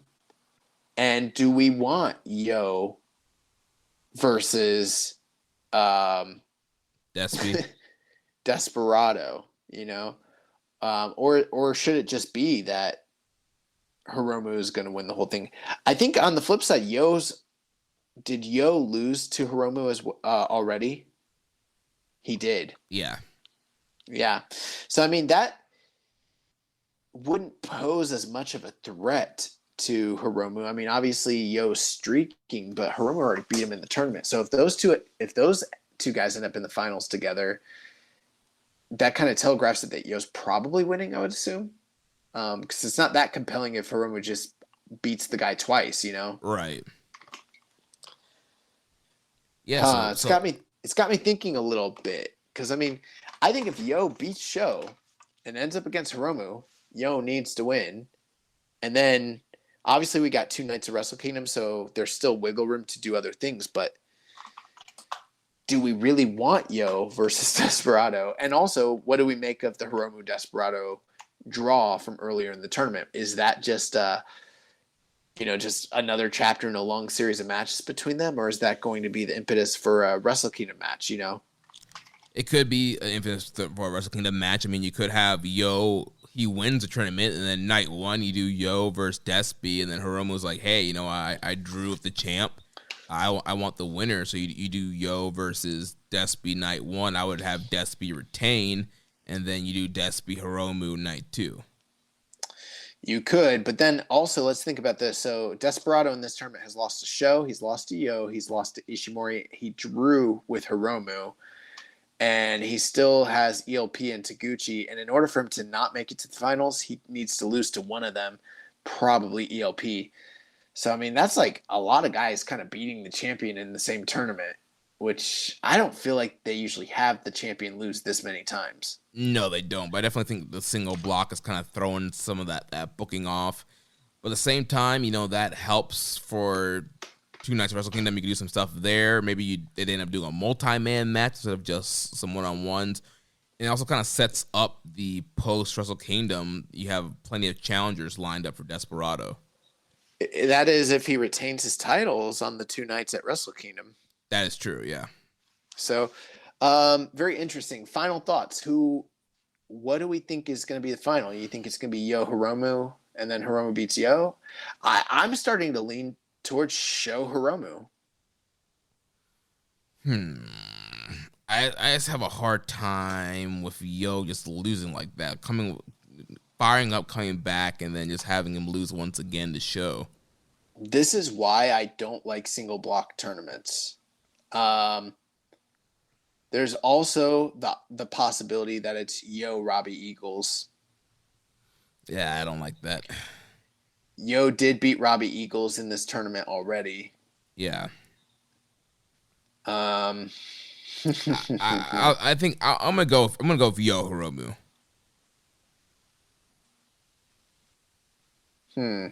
Very interesting. I think I will sit on the fence with this one, and I'll say it's either going to be Sho or Yo against Hiromu, most likely. But I feel like in a certain way, if Sho wins, they did this whole story of Yo's redemption just to build for the big heat spot for Sho to beat him and break his heart. Which might not be what people want to hear or see, but like, even though Yo is like on this miracle run and they've given him a compelling finisher, I haven't seen enough out of him in this tournament to think like this is a future of the division. This is a top guy. This is someone who could be in a big top spot at Wrestle Kingdom, even a 10,000 seat Tokyo Dome. Like, I don't know. And I like the guy, but I'm just shooting from the hip. I just don't see it right now. Yeah, you're right. That makes me think it's gonna be Sho Hiromu. I think the booking of Yo gets to the point where he can upset Sho is better. I think that's in a nutshell, that's great. But then when you have to start thinking about Wrestle Kingdom and the finals, it's hard for me to buy that Yo's. But who knows? Maybe they're doing something new. Maybe they are gonna give Yo a shot. Yeah. And I mean, but I don't know. If I was them, I would just do. I know I said this was boring, but now I'm thinking about it. I'm looking at all the possibilities. Like, Desperado Hiromu probably is like that big Wrestle Kingdom caliber match that we all want to see. Yeah, that's what I'm thinking. I have a hard time. Like, this is not one of those years where you experiment and you test something out when you throw Yo in there. I feel like, especially with limited capacity, you want limited gaijin and limited match opportunities, you do the drawing match. You do Hiromu and Despy. I'm convinced Sho's gonna beat Yo on the final night through cheating, and everyone's gonna be expecting Yo to win, but it's gonna be Sho. Mm-hmm. And he's going to break those hearts, and then it's going to be Hiromu Sho on the finals. Right, and then you can still, in a way, the heel will get his just desserts, his just due when he loses to Hiromu. Well, the story between Yo and Sho isn't over. That's just one chapter. It's a big one, but it'll make their match matter quite a bit once we get there. But yeah, I mean, Yo Sho against one another. Like, here's my thinking. Yo loses now so that he can come back and slay Sho later. On a bigger stage, yeah. Maybe the finals the next year, maybe somewhere else. I don't know, but that's what I'm thinking this is going to be. So I think it is going to be Sho Hiromu. Final answer. Yeah, that's what I'm going as well. Yeah, Sho Hiromu. So, and yeah, so we've kind of gone over. I think through that discussion, pretty much gone over everything. There are a few other matches: Doki versus Wato on the 11th, and Bushi versus Kanemaru on the 11th as well. So those, I think these last three nights, the 8th, the 11th, as well as the 12th, are all going to be very, very interesting and probably worthwhile to watch, even if you haven't been completely following the tournament. Yeah. We had some questions. Questions here. I was gonna say the same thing as you. We got some questions. So first one, Reddit user Viking Pain says, "Yo, I was listening back to some of your Kiss episodes, and on the Bret Hart one, y'all buried my boy Doki, calling his pipe and look trash, and him a Teenage Mutant Ninja Turtle and Power Rangers villain, and giving him an 18 overall out of 40. Apologize to my boy. LOL." No, I think he was saying apologize, my boy. LOL. like, he's referring to us that we need to apologize. So, and I don't like being called boy, so. All right. How about we just do this? It's 2021. Let's break out the Bret Hart scale and rank Doki right here, right now. Okay. So we got look, Mike, work. Look, Mike, work, and that intangible. It factor. The it factor. So for look, I'm a 4. Really? I don't even know.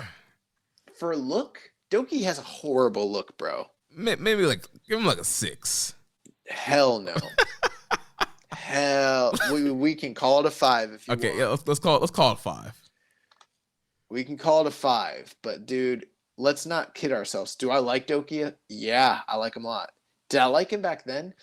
I know we like probably ragged on him, but I clearly recall thinking he was better than most people gave him credit for. But you did. Yeah, you were one of the first ones that were like, Doki's low key raw.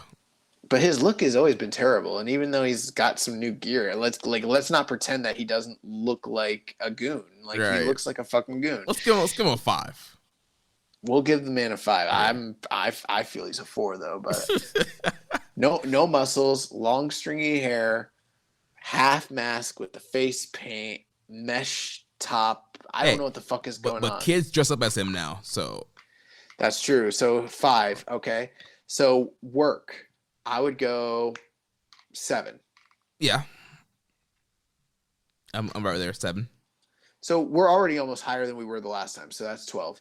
For mic work, I don't think the man ever talks, and when he does talk, I've seen some translations, and I don't know. I can't. There's definitely stuff that could be lost in translation, but I don't think Doki's like this far out promo. I'd 3, 2. It's hard to tell. I mean, let's go 3. I would give. Yeah, let's go 3. I watch the backstage promos. This man doesn't say shit. Let's go 3. That's a little generous. I don't know, man. Okay, we'll go 3, and then it factor. The it factor. You know, there's definitely something about him. You know, kids like him. I like him. You know, but it's an underdog sort of deal. Plus he's out there killing himself, so I think people appreciate him more. But right, he's got that it factor for him. Is almost like he's just going to try and kill himself. You never know what he's going to do. You don't know what he's going to do, you know. So 6. Yeah, that's what I was thinking. 21. So 5. Okay, so he's not a 4 team where he's gone up 7 points. So man, there you go, elevating. And I think I would have rated him a lot lower. Jeremy's here as an advocate on this man's behalf. I think I probably would have gone like 18. I don't. So we get he was 18 last time. That's where I see him. So okay. So he was 18 last time. We only brought him up to 21. Yeah. So we didn't bury him. We're just honest. The man's a great. Listen, you don't have to be in the 30s to be a great wrestler. You can be an incredible wrestler like Doki and be 18 or 21. Yeah. But, Come on. I think he's earned to go over the halfway part, you know, right at that 20-21 mark. All right, we'll give him that 21. He's over 500. This man is selling merch now. The pipes are available on the Tokon Shop Global. Like this man's making moves. Pussy Destroyer 83619 said, Doki has been the highlight of this tournament. If you had to pick top 3 junior work rate wise, Doki would have to be in the conversation. Do you think next year Doki will finally be taken as a serious wrestler and contend for the belt or even win it? I have a very hard time seeing Doki win the junior title. I do think, as we've seen this year, and this is the way he was booked earlier in this tournament, I think he is being taken more seriously as a wrestler. I mean, I think he could get to the point where he challenges for the title. I don't see him winning it.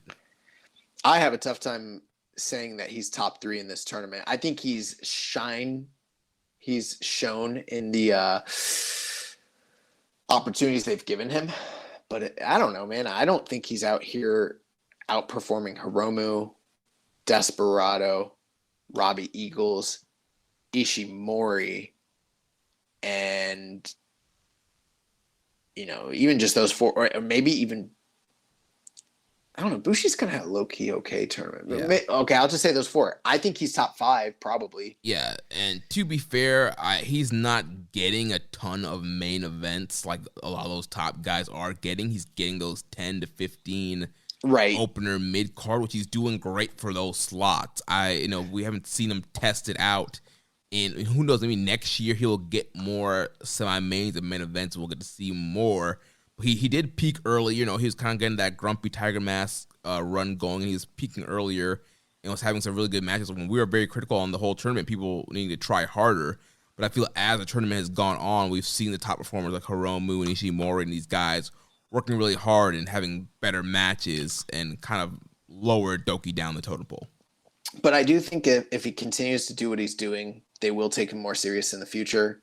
And could he even contend or challenge for a belt or win at some point? I don't know about win it. Maybe it's the junior title. It's not impossible. Yeah. Next question here from Raising Falcon. This says, I have Yo versus ELP in the finals with ELP going over. So it feels so good to see Yo making the comeback. How far-fetched do you think my prediction is? I don't think it can happen mathematically. I guess it could. If ELP... Okay, so here's the only way. ELP has to beat everybody to get into the finals, and that means he has to beat Yo. And if he beats Yo, Yo can't make it to the finals. So I'm sorry, Raisin Falcons. I don't know if you checked the math, but there's no way they can both go to the finals at this point. Right, that match on Wednesday is pretty much a determiner for either one of those guys. That is one thing we haven't thought about. What if we're assuming that Yo is going to make it to the finals, but what if ELP just spoils him in the next night? Then that opens up a whole nother series of possibilities. We could end up with like a Hiromu ELP final. Right, and then you just have Yo spoil Sho and stop him from going to the finals. That is a possibility. I think, we're pretty fixated on this Yo storyline. But Yo could be, ELP could be Yo, and then ELP could be then he's in play on the last night. Yeah, but then he has to beat Despy. Which we think he's going to, and if he does that, then, we could see him in Eagles, or we could see him in Hiromu, or him in Sho. Yeah. I think him and Eagles would be a cool finalist based off their whole history and story. Nah, they're all white. We need to get some domestic stars, That's true. Yeah, they would need at least one domestic guy in there. Dom Homie 101 said, thoughts on the Best of Super Juniors taking place in the winter? Do you like it the way it is, or do you like doing it during its original time slot? I mean, I'm all for the original May time slot, double block. I just feel like it's a better time of the year. Because truth be told, at the end of the year for New Japan, everybody's checking out until it's Wrestle Kingdom time. Nobody watches World Tag League and Road to Tokyo Dome. Like, people, they kind of check out until it's, January 4th, and it was time for the Tokyo Dome. In May, people are still locked in. They're excited. They're looking forward to the tournament. It's a better overall time. I'll tell you one thing. I agree with everything you said, Jeremy. But in addition to that, I hate Tag League and Super Juniors happening concurrently. So, if they could just do Super Juniors in December and do it with 2 blocks and the Outsiders and no guardrails, and it be something that mattered, maybe I could consider possibly liking that. But December just seems like a bad touring time historically for New Japan. So which is why they've always put the World Tag League there. Yeah, I think it needs to be a summer. It needs to be a summer fucking tournament. Yeah. So we got the finals coming up next Wednesday, December 15th. We'll have the World Tag League finals and the Super Junior finals, and I'm sure we'll get some kind of other matches. We'll have a preview. Yeah. We'll have a preview that we're going to record prior to Tuesday, so we'll get an early episode out next week as a preview. And then the following week will be, so we're not going to have that early review like maybe some other podcasts. We'll resume our regular recording schedule the next week, where we'll be able to talk Tag League or the finals, and then also give you previews for like Road to Tokyo Dome and everything that's happening with Wrestle Kingdoms. Right, and I think we'll also be announcing the awards on that one as well. Oh, yeah. So that's going to be big. MJ Does PR had a couple questions. He said, who's taking the biggest step forward in World Tag League / Super Juniors? Who's taking the biggest step back? Has Best Super Juniors lost some of its prestige being paired with Tag League at the end of the year? So let's see. Biggest step forward. I probably think Ishimori. I'd say Show. Okay. Or you'd say Justin in this positioning? Yeah, I mean, he's never had this many points and, been a factor to potentially win the whole thing and been a focal point. I mean, a lot of the story kind of revolves around him. Maybe the work has taken a step back, but if there was someone who was just performing at a way higher level than they ever have before and blowing us all away, then I'd say them. But it's a pretty mid tournament. I haven't seen, and not to say that they're not wrestling well or having good matches, but there's no one out here slaying the competition. It's pretty by the numbers. So for me, in Super Juniors, this Show easily. Gotcha. I guess I was thinking a little bit more in-ring work, and I just feel like we talked about earlier how Ishimori, he kind of sometimes is a little lazy in this tournament. I feel like he's really worked hard. I would agree. He's having a better tournament than he did last year, but he's not having the best tournament he's ever had. That's true. Or anything like that. You know what I mean? Yeah, so definitely from a kayfabe standpoint, it would have to be a Show. In terms of tag league, I don't know. I'd probably say Naito Sonata. Yeah. They've never really, they've never been in this tag league together before, but to me, they're the ones that are making the biggest splash and biggest impression on me. Yeah, and you could say, at Empire, because Aaron Nara, he's been working really hard, and him and Ocon have clicked and have developed some great chemistry, and they've looked really well also. I agree. So let's talk about the biggest step back in the Super Juniors. For me, the biggest step back would probably have to be... So that's a hard one because I don't know that anyone's really taken a step back. I think everyone has pretty much done what either above what was expected of them or matched it. I actually couldn't say that anyone's taken a step back at all. The only thing that I'm a little surprised by is how many losses Desperado's taken as champion. But other than that, I wouldn't say anyone's taken a step back. Yeah, everybody's maybe Taguchi. Yeah, but he's still kind of slotted pretty high, 8 points. Right. From a kayfabe perspective, you could say Master Wato. I feel like he got a little bit higher score last year and was in more main events and semi-main events last year. That's true. It's just the improved work kind of evens it out for me. Yeah. In tag league, oh man, I don't know if anyone's taken it. I don't know. We got a lot of new teams this year. I feel like you're cheating if you throw out a Tenkoji or a Great Bash heel, but that might be the right answer.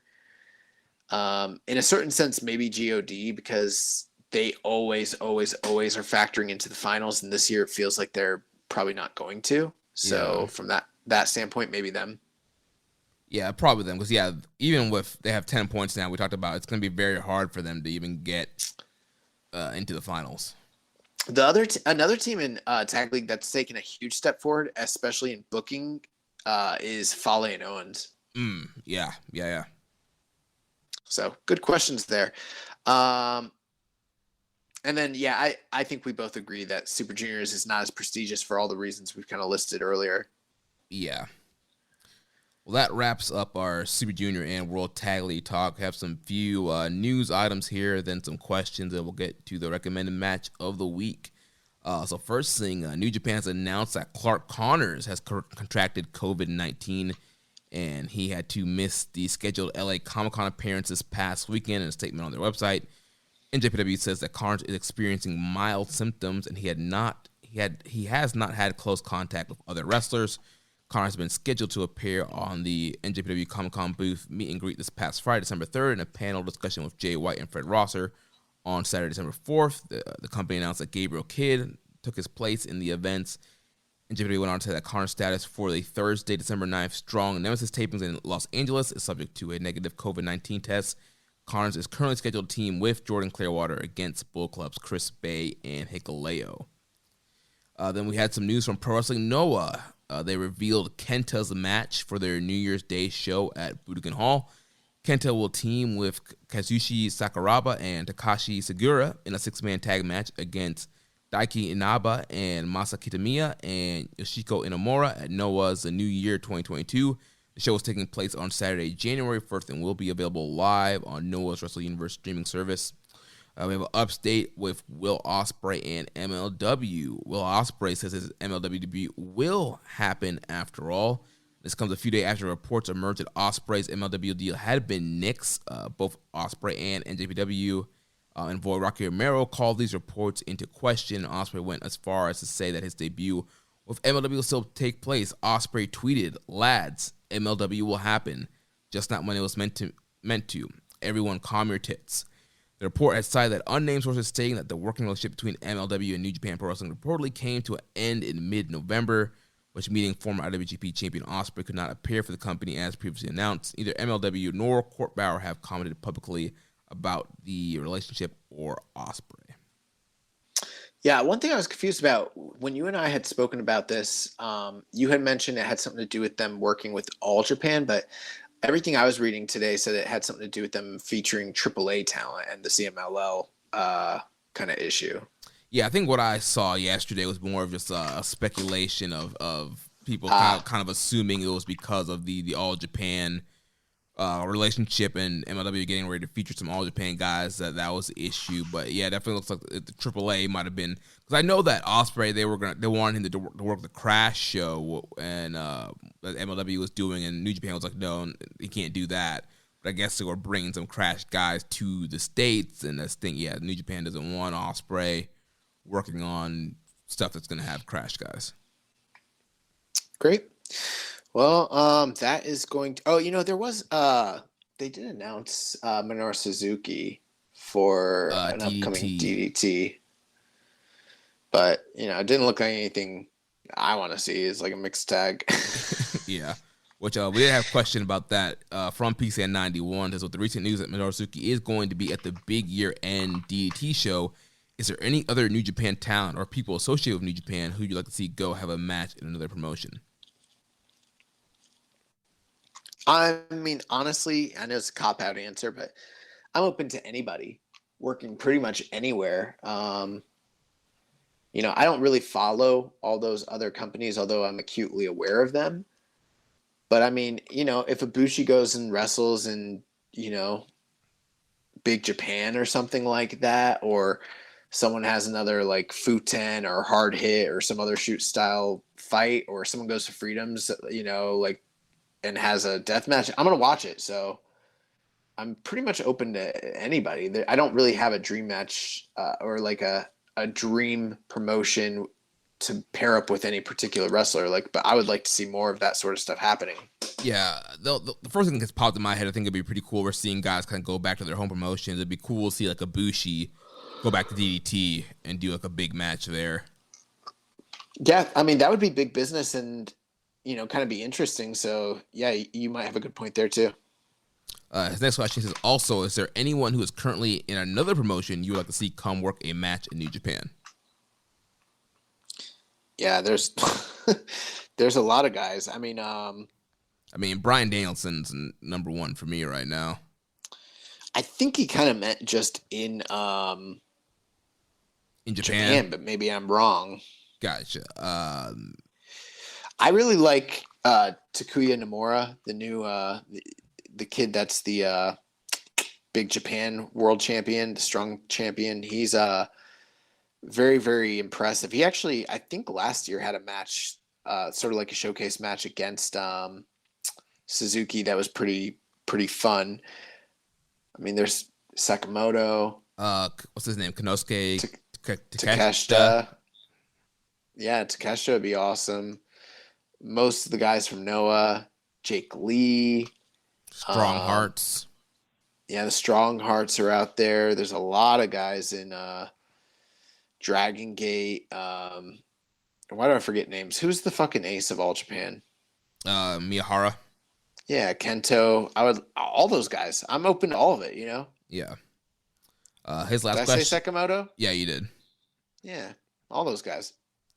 His last question: do you think we'll get any other over appearances from New Japan talent at the Noah 1-1 show outside the already announced Kenta appearance? I would say it's very likely. I think it would be a wasted opportunity if they didn't.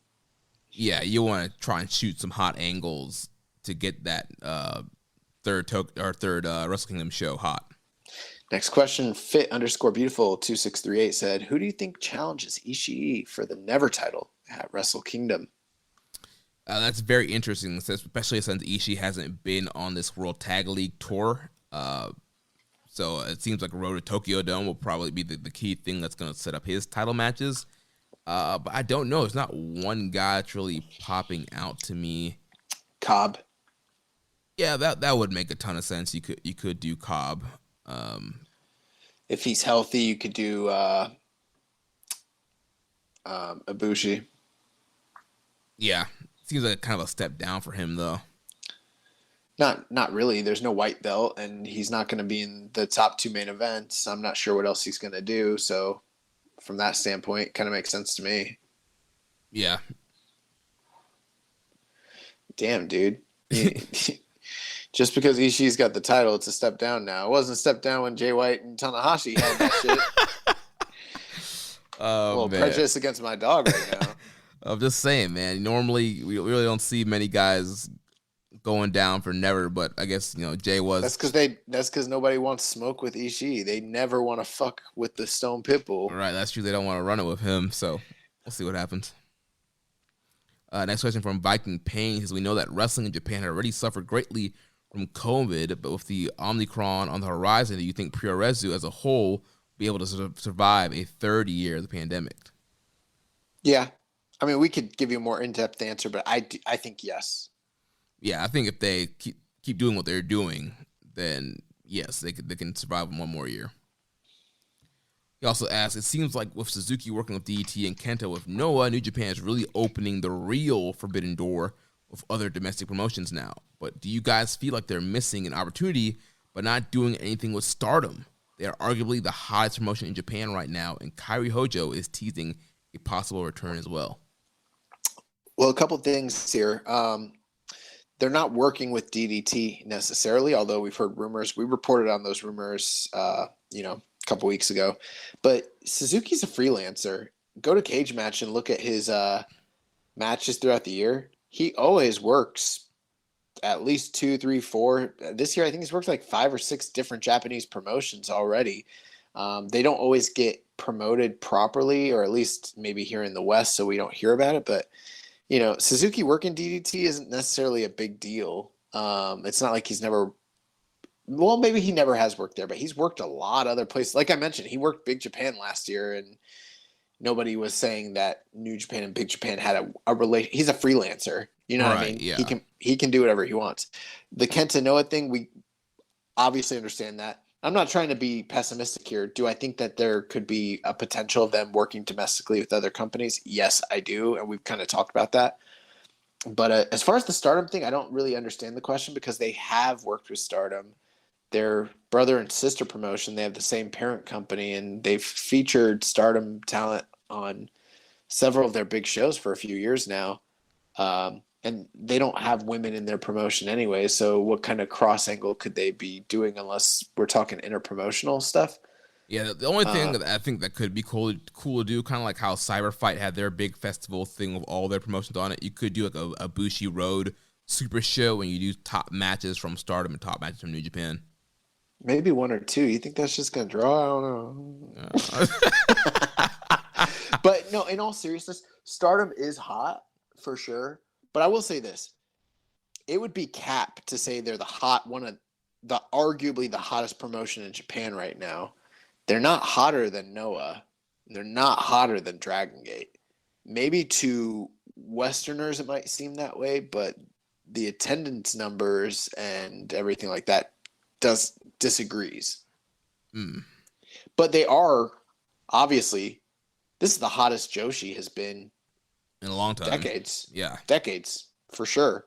So I'm not talking down on them. I think what they're doing right now is incredible. But they're not hotter than Noah and they're not hotter than Dragon Gate. Yeah. Next question from our user, The Dark Soldier. He says, I'm a big fan of how in these last few podcasts, you guys haven't been burying all the frogs. Greatly appreciated. How do you feel about that? It's pretty funny. Next question. He says, also, do you feel like Toriano should do a small AEW run like Suzuki? It'd take him off of NJPW for a bit, so his shtick there can be missed for a bit. His shtick will be welcome in AEW. He can do some chaos things with Rocky Romero and the Best Friends, and most importantly, he could team up with Orange Cassidy. What do you think? Yeah, I think it's fine. It would kind of remind me a little bit of like what Ryo Mizunami and who's the other chick that I really don't like? The meme wrestler, Joshi chick. Emi Sakura? No, I like Emi Sakura. No, the one that's terrible. Lulu Pencil? Oh, Maki Ito, yeah. Yeah, it would kind of remind me of like what they did a little bit in AEW to some degree. I know that there's definitely like a hardcore base that knows Yano and would be really into it. But you know, those days where he got those big cheers in San Francisco, that was like 4 or 5 years ago. I don't know how many people are really clamoring for it. Would just be like a fun throwaway sort of thing if Yano went there, but it wouldn't be like maybe I'm wrong. I don't know. Maybe he'd get super over. I think you need the right city. We saw with Ishii, like the crowd didn't know him at first, and then he won them over. So if you want some kind of pop or reaction, I think you need to do it in maybe like one of those ROH hotbeds where they did a bunch of World of War stuff, and people will react to Yano. Last couple questions. Hawaiian Punch BV said, with the Forbidden Door opening up more domestically, will we see New Japan working with other pro companies this year? All Japan is losing 3 good wrestlers later this year. So could they be wanting to work with New Japan with their roster looking a bit thin for the next year? Is there a friendship between Dick Togo and Tajiri that could help with this? Dick Togo got his friend Taka Michinoku his job back. Could Taka bring in his JTO boys for more experience and exposure, kind of like the Lionsgate shows with 2AW, formerly known as K-Dojo? I'm not sure if there's anyone as good as Ayato Yoshida in JTO. Yeah, so kind of a lot to unpack there. I mean, based off of the reports that we talked about a couple weeks ago, it does seem like the real Forbidden Door is opening up, and we're going to see New Japan working with other Puro companies this year. Obviously, it's starting with Noah, but we've heard reports of other companies. So I do think, with the big 50th year, that they want to do some cool things. They want to do some dream matches. They want to do some big shows. I think we will see a couple other cross-promotion shows in the 50th year. Yeah, I pretty much agree. The only thing, I don't know who he's speaking of that's leaving All Japan, but, that could be a benefit or a detriment to their, if they did want to work with New Japan, because, if you think about it, very often when you have a major company like New Japan and they work with a smaller company, that smaller company, unless they're really strong, they can get buried. And if they're losing 3 strong wrestlers and then they got a thinned out roster, maybe now wouldn't even be the right time for them to work with New Japan. It might actually highlight the kind of like glaring holes that they have. I don't know. That's just something to think about. As far as JTO, I don't know. I don't watch that shit, so I don't even know who's in Just Tap Out, like, at all. Yeah, I'd be down for Yoshida to come back. I love Yoshida. That's another guy I'd like to come back and work, but we'll see. Next question, what do you think of Jose Aldo's impressive performance this past weekend? Even more impressive, he won with a negative 63 significant strike deficit. Aldo literally hits different. One of the best of all time. Yeah. I don't care what anyone says. Aldo's the greatest featherweight fighter ever in the history of mixed martial arts, period. And very, very, very impressive. My favorite thing about this performance was just the amount of groundwork that we got out of Jose Aldo. I've really never seen him do that before, so that was pretty cool. And yeah, you're absolutely right. He hits different. He hits really, really, really fucking hard. So yeah, one of the best of all time. Then he asked, did you also check out Bellator's big fight between Koji Horiguchi versus Sergio Pettis? Horiguchi was also looking really impressive before he got hit with a knockout of the year contender. Totally agree. Big fight because Horiguchi was the previous champion before he left, I think due to injury, and he was returning. Never actually lost the title. Sergio Pettis is the less famous brother of former WEC and UFC lightweight champion Anthony Pettis. And good fight. Horiguchi was piecing him up. Looked like he was going to pretty much put, and I think he's also the Rising champion currently as well. Horiguchi is, but so big, fight between two of the best guys in the division, and Pettis fucking caught him, put him to sleep, which was surprising. But I'd like to see him run it back because I don't know if he could. I don't know if he does that to Horiguchi a second time. Next question. What did you make of Gervonta Davis and Devin Haney's rather unimpressive performances against their smaller opposition? Do you think it was premature to mark Ryan Garcia, Tefima Lopez, Gervonta Davis, and David Haney as the new Four Kings? Yeah, I don't think they're the new Four Kings. We had the new Four Kings. That was a thing. It existed in the smaller bodies of three Mexican fellows and the Filipino bodies of Juan Manuel Marquez, Eric Morales, Manny Pacquiao, and freaking Marco Antonio Barrera. So, and they almost all fought each other except for Morales and freaking Marquez. So, yeah, I mean, all four of those guys are supremely talented and really, really impressive. I mean, I like Lomachenko better than all four of them, though, personally. That's just me. But this new Camboso kid, he's no fucking joke, man. So lightweight's very, very, very interesting. I thought Devin Haney and Gervonta Davis both put in, I wouldn't call them unimpressive performances. They just didn't starch the guys that they were fighting. And they had tougher than expected outings. But I mean, that happens. It's the fight game. So, it doesn't mean that they're not special or, talented or what have you. But it also means that the hype train might not be as, as hype as people thought it was. His last question, big fight weekend coming up. Quick thoughts on Dustin Poirier versus Charles Oliveira, Noito Donaire versus Raymart Gaballo, and Vasily Lomachenko versus Richard Comey. Yeah, I'm not as familiar with Comey or Gaballo, but, I love Nonito Donaire. I love Lomachenko. Surprised Donaire's still doing this at this level after all these years. Definitely past the peak, but that one will be interesting to check out. I've got Loma. I think Loma is still everything that he's always been cracked up to be. And, I would probably favor him against most of the guys at lightweight going forward. As far as Poirier and Charles Oliveira, that's a tough one. Oliveira is one of my favorite fighters. But he is talented, but he is, he's a submission guy. He's definitely increased his striking in the past few years, but I mean, against Poirier, it's pretty simple. On the feet, it's Poirier all day. On the ground, it's Oliveira. And even still, Poirier is no slouch on the ground, and Oliveira's not necessarily. It's going to be a good fight. I think I got Poirier. I think Poirier is going to knock out Oliveira.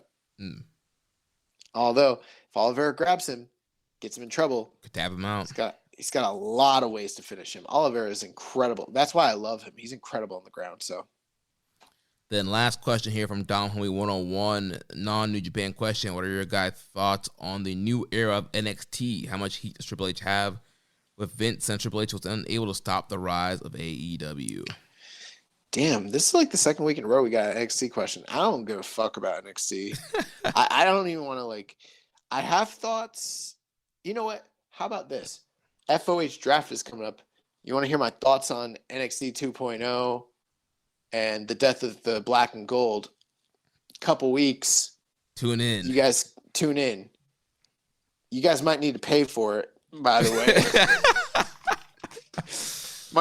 We might be putting that shit behind a paywall this year. Yeah, so get your monies ready. Well, that's going to wrap up the questions. Last thing here, recommended match of the week. Last week, I recommended Nakajima versus Elgin from the 2016 G1. Did you get a chance to check this one out, Josh? Yeah, incredible. Incredible. It's really just an interesting match to watch in hindsight, knowing who Nakajima is now and where he's been and where he's gone and what the future holds for him. And then kind of contrasting that to Elgin and where I was mistaken. Last year I thought that 2016 was his first G1, but I think it's actually incorrect. I think 2015 was his first G1 and this was his second G1.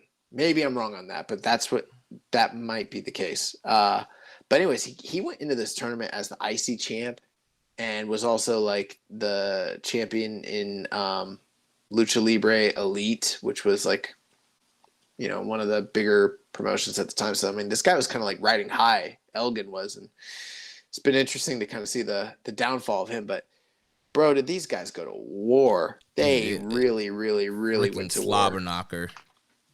Yeah, it's I don't know, man. It makes me kind of miss that era of New Japan Pro Wrestling. Like, I love what's going on now, but I'm like, the crowd, the hype, the physicality, it was awesome. Kevin Kelly not knowing what the fuck he was talking about at the time, just kind of struggling out there. But like him and Steve Corino, like they're doing their damnedest. I miss Steve Corino on commentary. I like Steve Corino. I like both of them, obviously. Yeah. I think Kevin Kelly's the best, but it's just funny. But the match is incredible, and Nakajima is. He got his start in wrestling at a very, very young age. So at this point, he's like a longtime veteran, but he's also a young kid. So, and he's right on the cusp of getting ready to potentially win the GHC championship for the first time. So they're really like trying to do something with him in this G1.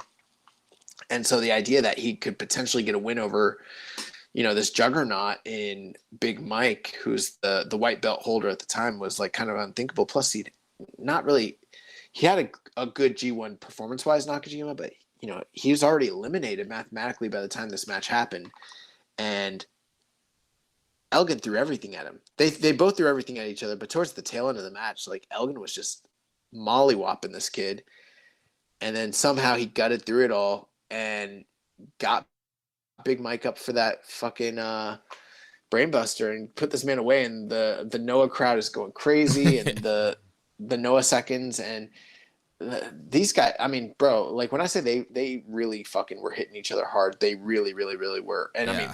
I mean, how long was this match? Like, it felt like it was like 10 minutes, but it couldn't have been. I think wasn't it like more like 20 minutes?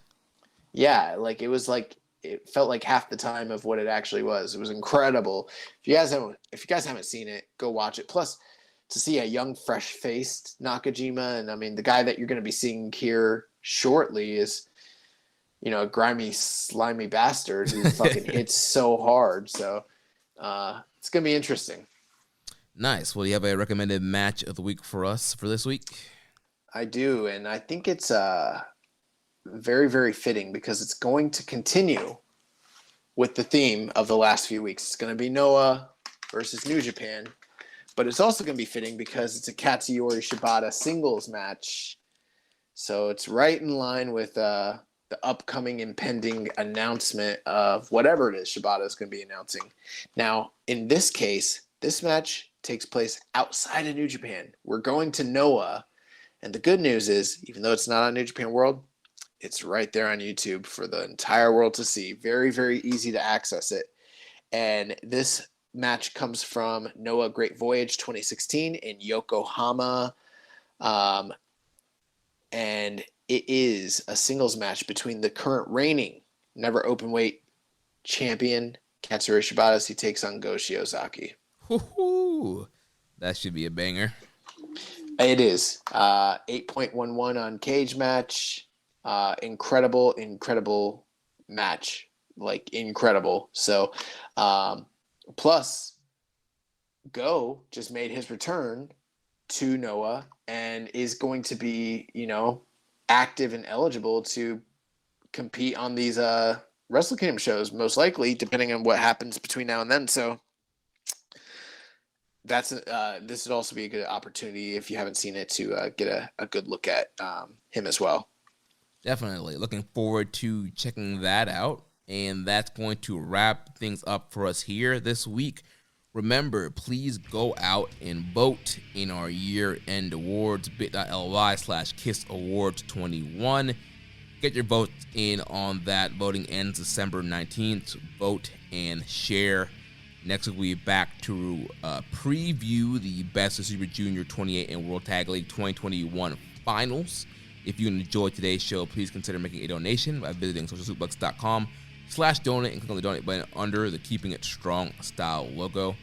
Make sure you connect with us on social media. On Twitter, we are at KI Strong Style. The network is at Social Suplex. I'm at Jeremy L. Donovan. Also find us on Facebook, facebook.com/socialsuplex. Also in the Wrestling Squared Circle Facebook group, facebook.com/group/Wrestling Squared Circle. On Instagram, we are at Social Suplex. On Reddit, I'm the Pro Black Guy. Josh is Keeping It Strong Style. You can email me, Jeremy at socialsuplex.com. Check out all those shows that we have here on the Social Suplex Podcast Network. We have One Nation Radio hosted by Rich Latta and James Boyd. The Grave Consequences with Caleb and Maserati. All Things Elite with Floyd and Austin. And the AEW Match Guide podcast hosted by Sir Sam. Don't forget to subscribe and leave a rating and review. We will catch you next week on Keeping It Strong Style, the ace of podcasts. Ichiban, go out and vote. Thank you for listening to Keepin' It Strong Style. We'll see you next time.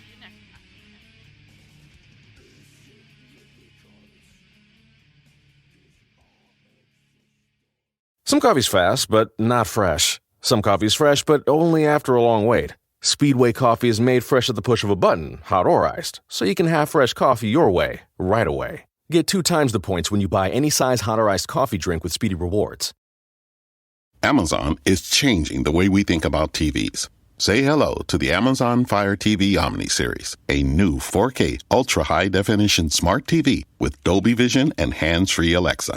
This is Amazon's first hands-free TV with all your favorite Fire TV and Alexa features, now in one TV. You can stream all of your favorite content, shows, music, and more.